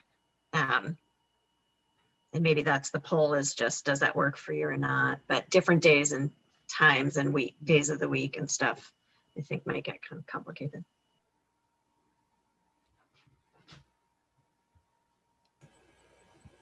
Steve? Yeah, does the second Tuesday of the month work for everybody?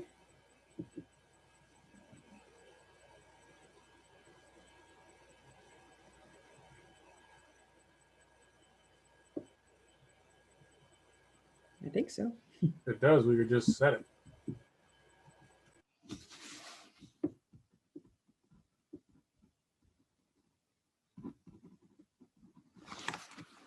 Okay.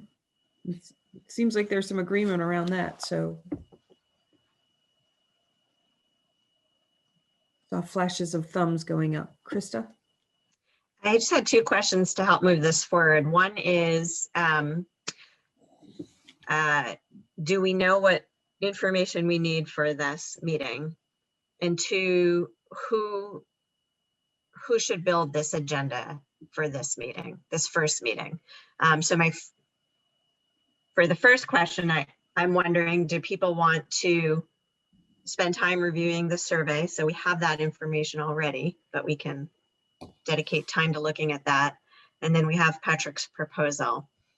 And if there's any other supporting information folks need, I think it would be good to just figure that out now. And then the other part is how specifically we're going to walk through the agenda.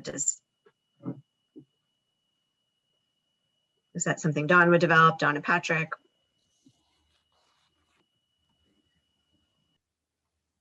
Liz? 2 parts is just, I was wondering if you could point me towards the link to see all the comments that came with the surveys, because there was some space to add your own opinions. So I was hoping I would get to read through those. And also I wonder if Sue would help us with agenda building, maybe for these, that board meetings that we're doing here. Is Sue be willing to help us build those agendas? Rob?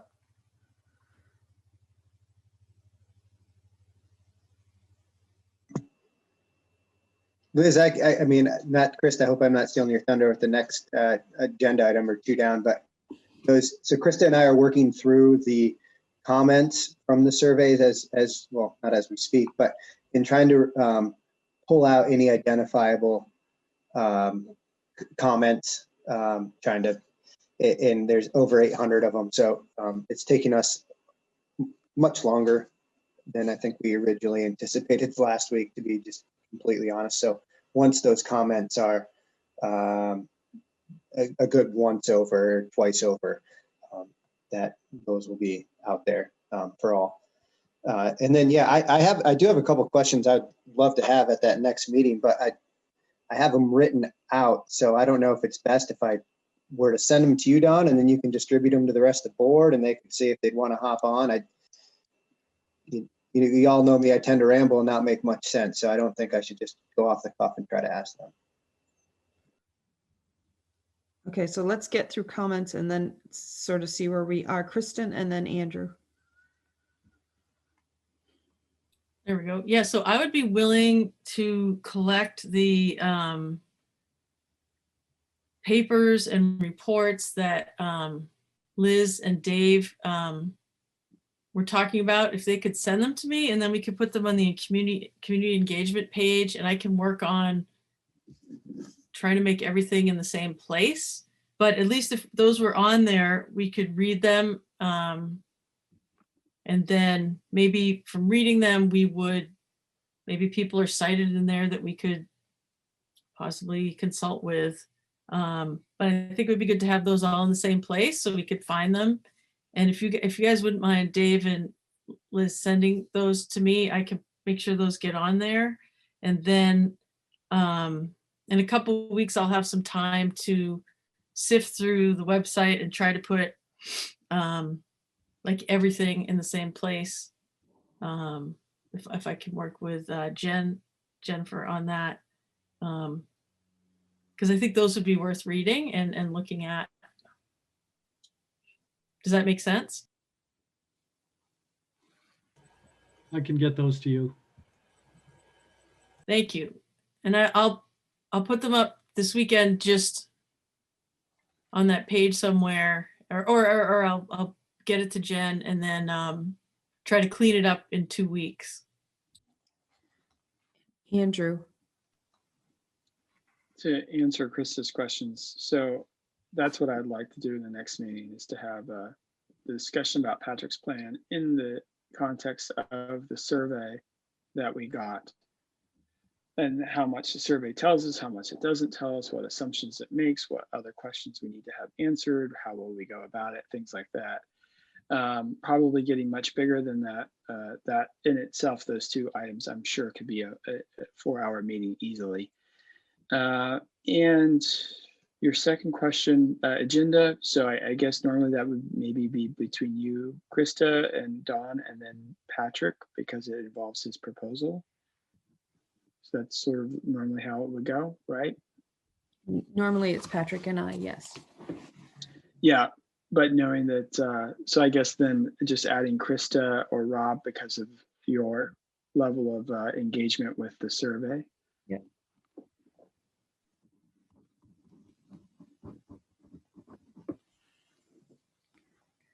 Do we have sort of an agreement with that first meet? Oh, Kevin, and then Steve.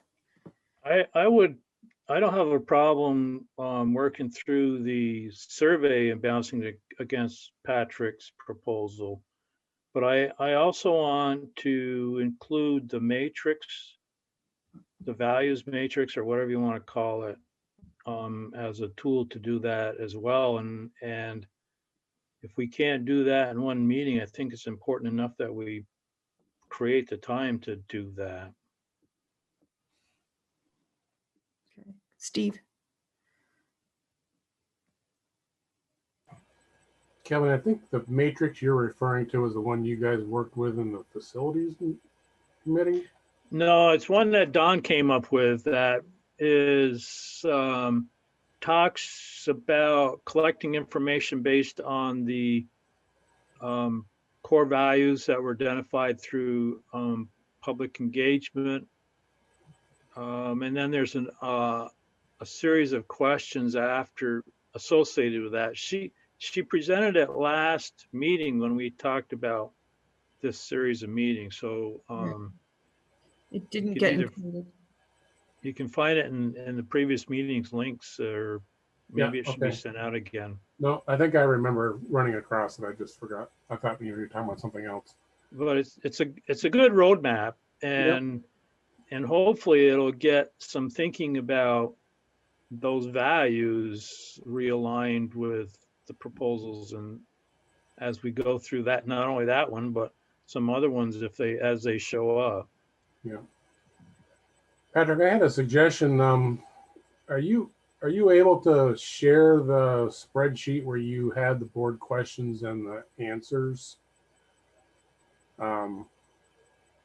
If you made that live, we could just type our questions into it, and then you could, whether we we could then go through them in the meeting and decide whether to spend your time on them or not, but that would be a clearinghouse for them anyway. Yeah, that's not a problem to share that. And people could just, Dave could ask his questions right there and they would be, all in one spot for everybody to look at. I think that could work as long as we're all really cautious not to engage in a discussion in this document, because the VSBA has long since said even collaborating on a Google Doc is a violation of open meeting law. So I have reservations. Well, it would be, we'd be asking the question basically in one column, and that's your role with the document, is to simply ask the question. And the responses we would be getting from Patrick would be the same, shared the same way we got them originally. They'd be shared in a meeting. So the one thing we would be doing with the questions is talking about them in an open meeting about whether we were going to spend his time on them or not. But at least we'd have some place where they'd all be compiled.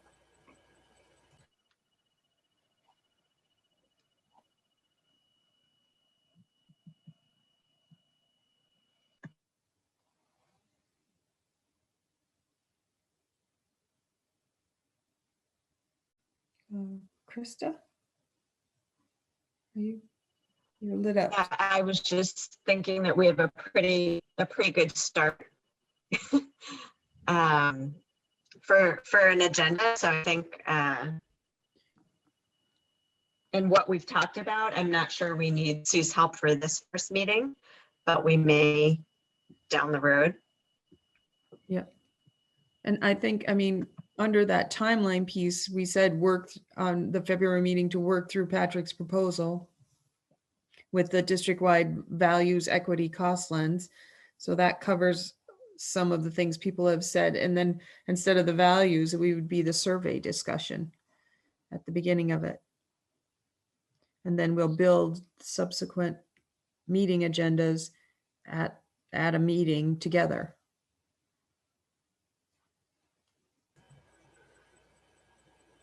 So I'm a little unclear about what kind of action we actually need tonight, Don, because we took action to extend the timeline already. Was the action to formulate an actual agenda for each meeting, or to simply? Well, it was to have a discussion. So the action can be to take no action, just keep moving ahead with our plan. And now that we've worked together to build an agenda, and we'll sort of use this at the next meeting to build the next agenda. And Yeah, I think that makes the most sense to me. I don't know if we really need a motion. okay, so I'm guessing that, maybe I'm wrong, but since there was a motion by Andrew and Rob, that it sounds like we're gonna just, is everyone opposed to this action to determine the timeline, and we'll just go with the set agenda? Or do you want to document it another way? I'm sorry, it's getting very late and I'm having a hard time keeping my brain focused. Yeah, it's just, in most of your, like you were saying in the previous action, that the action kind of made the motion. Yeah. This one, it doesn't really do that. So we sort of moved it ahead, but I'm not quite clear exactly what the motion is. And maybe the motion is just to meet every Tuesday, every second Tuesday, and leave it at that. It could be. Yep.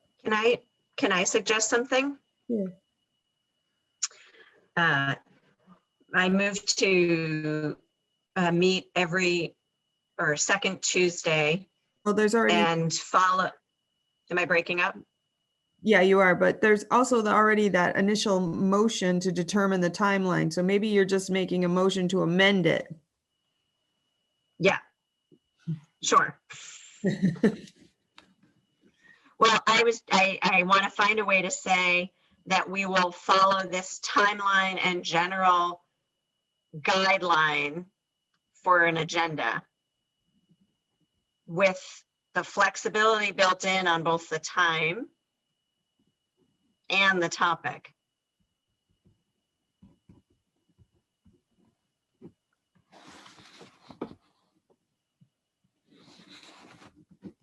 So that's your amendment to the original motion? Yes. Okay. Because I think it's important to just remind ourselves that we can, like to Sarah's point earlier, is this enough meetings, you know, that we can revisit along the way. We can decide to do things a little differently along the way. And we've shown that we can be flexible when we need to be. So I just wanted to consider a motion that reminds us of that. I second the amendment. Okay, so Liz.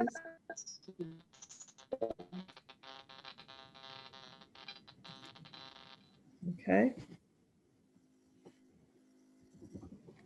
Any discussion of the amendment?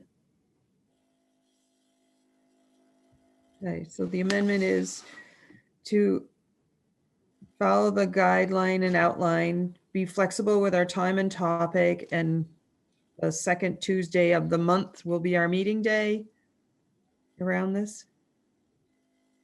Is everyone in favor of that? Give me a thumbs up so I don't have to read everybody's name. All right. Okay, so that passed. I'm seeing all thumbs.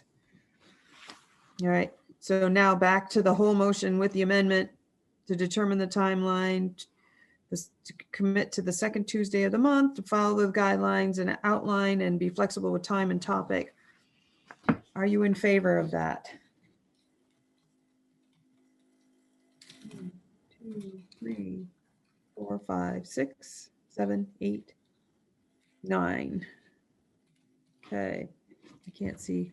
I've lost somebody. Okay, so that one passed. Okay, now, community engagement committee update.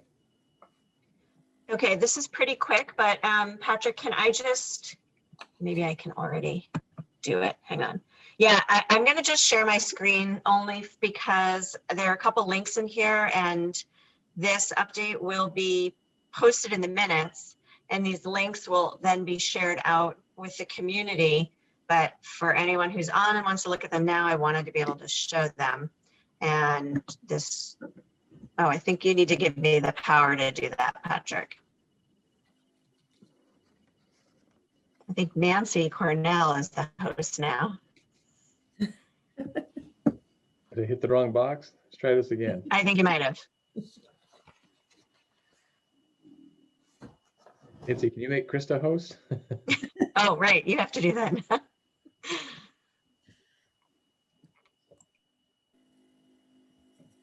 And I know it's our goal to have these reports in advance of the meeting, so I apologize. Nancy, I think if you're still there, I need you to turn her hosting over so I can. This could be a new Zoom game. We could just reassign the host. Aha, there she goes. Notices. Let's play Okay. host. All right, here we go. Sorry. Okay, Patrick, can you see what I have?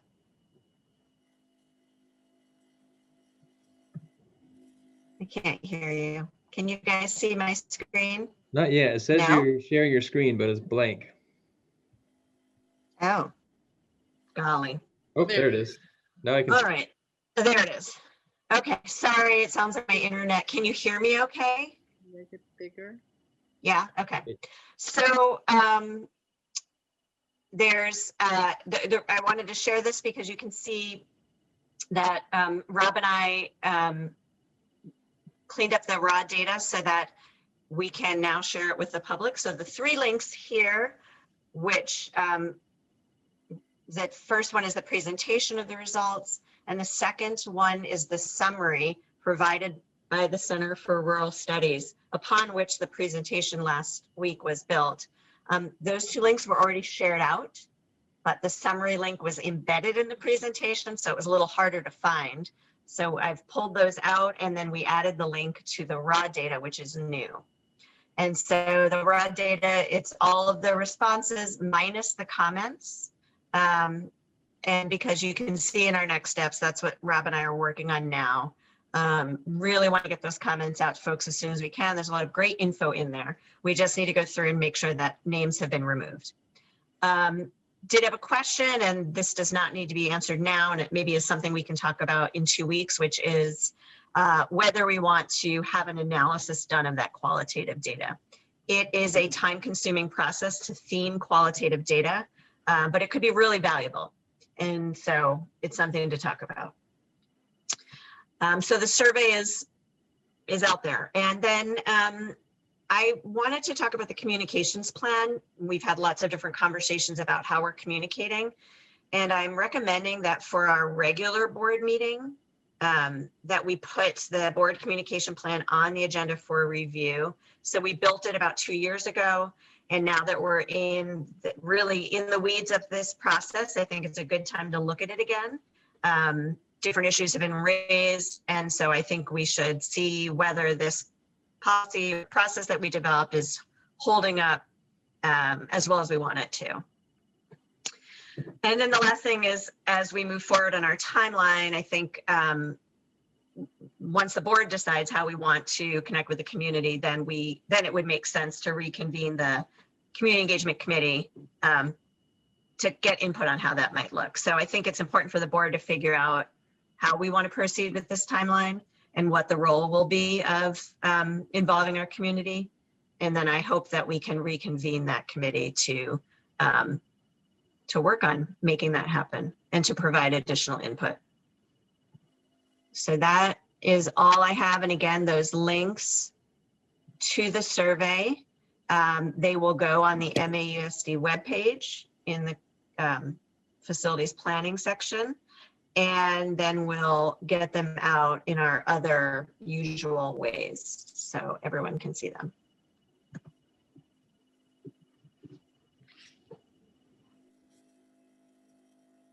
Any questions? All right, moving along. Dave, I don't know if you have a legislative update. I'm not sure if Dave's still here. He's gone from my screen. I'm not seeing him anymore. Okay, move on. A discussion, the prep for the annual meeting. In the past, we've developed a little skit or script of topics and to discuss. And actually, I'm thinking about when we in the past attended the town meetings. That was the script. So this is prep for the annual meeting on the 23rd. Patrick, do you know if we'll have supports to help with the Zoom function? I guess I'm not sure what you mean by supports to help with. Well, I mean, like, you know, in the past, like the co-host idea where somebody can be watching for the mics and that whole piece. Yeah, I'll look into the co-hosting. It sounds like from what Sean was saying earlier that that's a setting on the website itself for meetings, so we can look into the co-hosting ability. And do we know, I mean, is Pam comfortable with Zoom? I don't know how a moderator works with Zoom.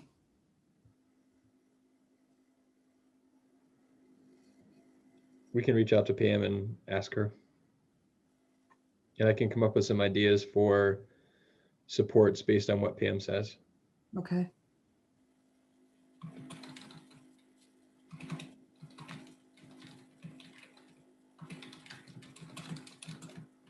I do think, and this is on the board work plan that's set at the retreat, this concept of prepping for the annual meeting. And of course, this is a different annual meeting than we've ever experienced. But I do think, to your point earlier, Dawn, part of this discussion has included what's the sort of statement that if people were attending in person, the town meetings, that would sort of be that script.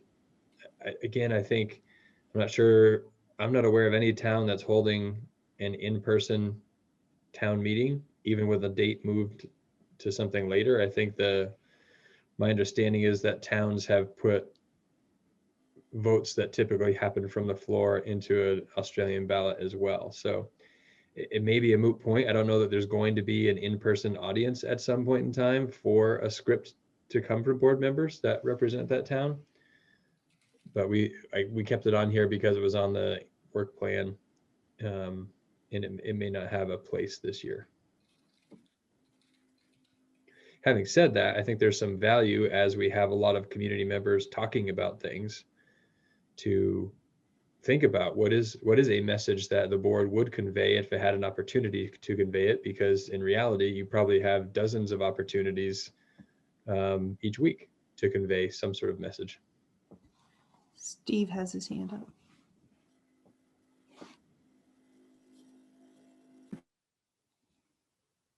Nope, you're still muted. Don, I'm assuming that you've probably already put together a letter for the report. It's partially done. And that's another piece. Like, my plan is to still do the chair letter. I'll send it off to Krista as my vice chair and to Kristen Blanchett as the communications secretary. But that's due like this weekend. So I always wait till after the budget's approved so that we can put a section in about the budget itself to provide information. Well, I wouldn't object if you wanted to send a draft of that out to everybody, just so that, I mean, what else would we say other than what you're going to say in that letter anyway? I mean, it's kind of a wrap up of the year normally anyway, isn't it? Mm-hmm.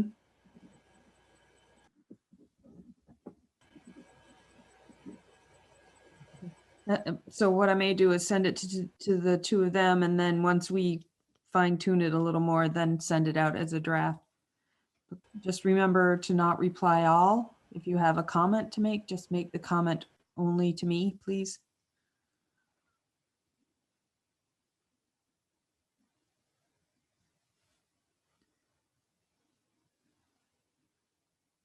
Any other concerns or comments?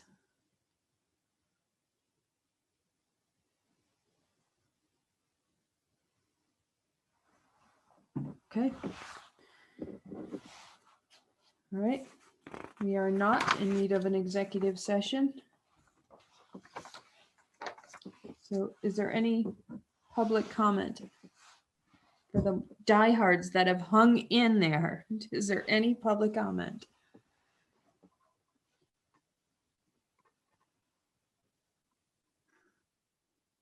Paul. Hi, Paul Forlenza from Lincoln. In March on the agenda, it says consider other proposals. I'm just wondering when you would like those submitted and in what form. Do you want a presentation? Do you want a document? What would you like?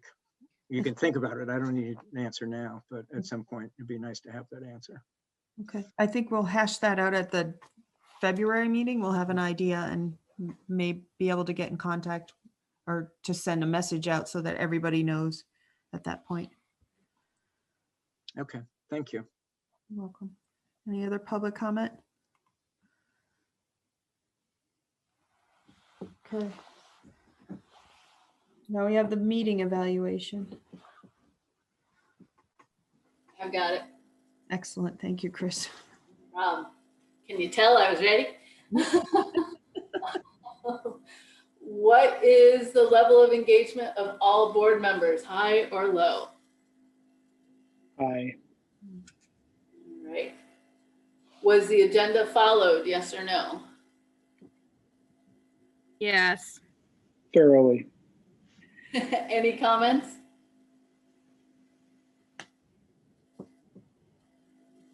Going once? Yeah. Going twice? Sold. Okay. Does the chair effectively establish the agenda and materials for distribution to the board? Yes or no? Yes. Any comments?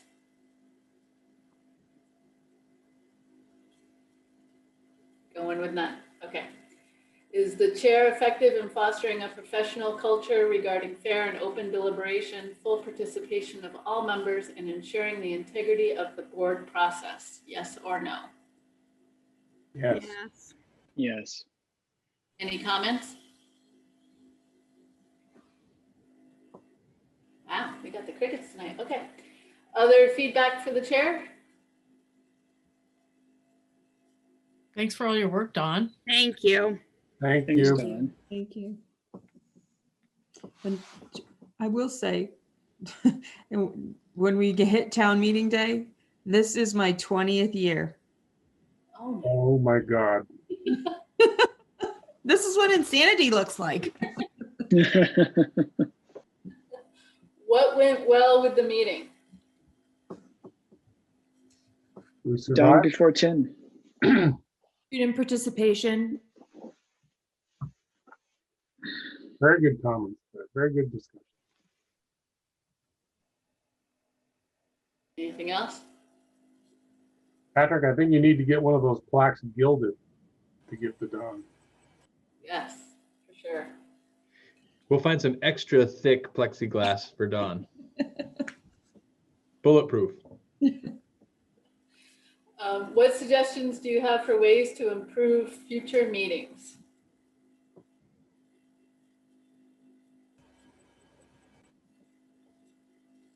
Nothing? Nothing.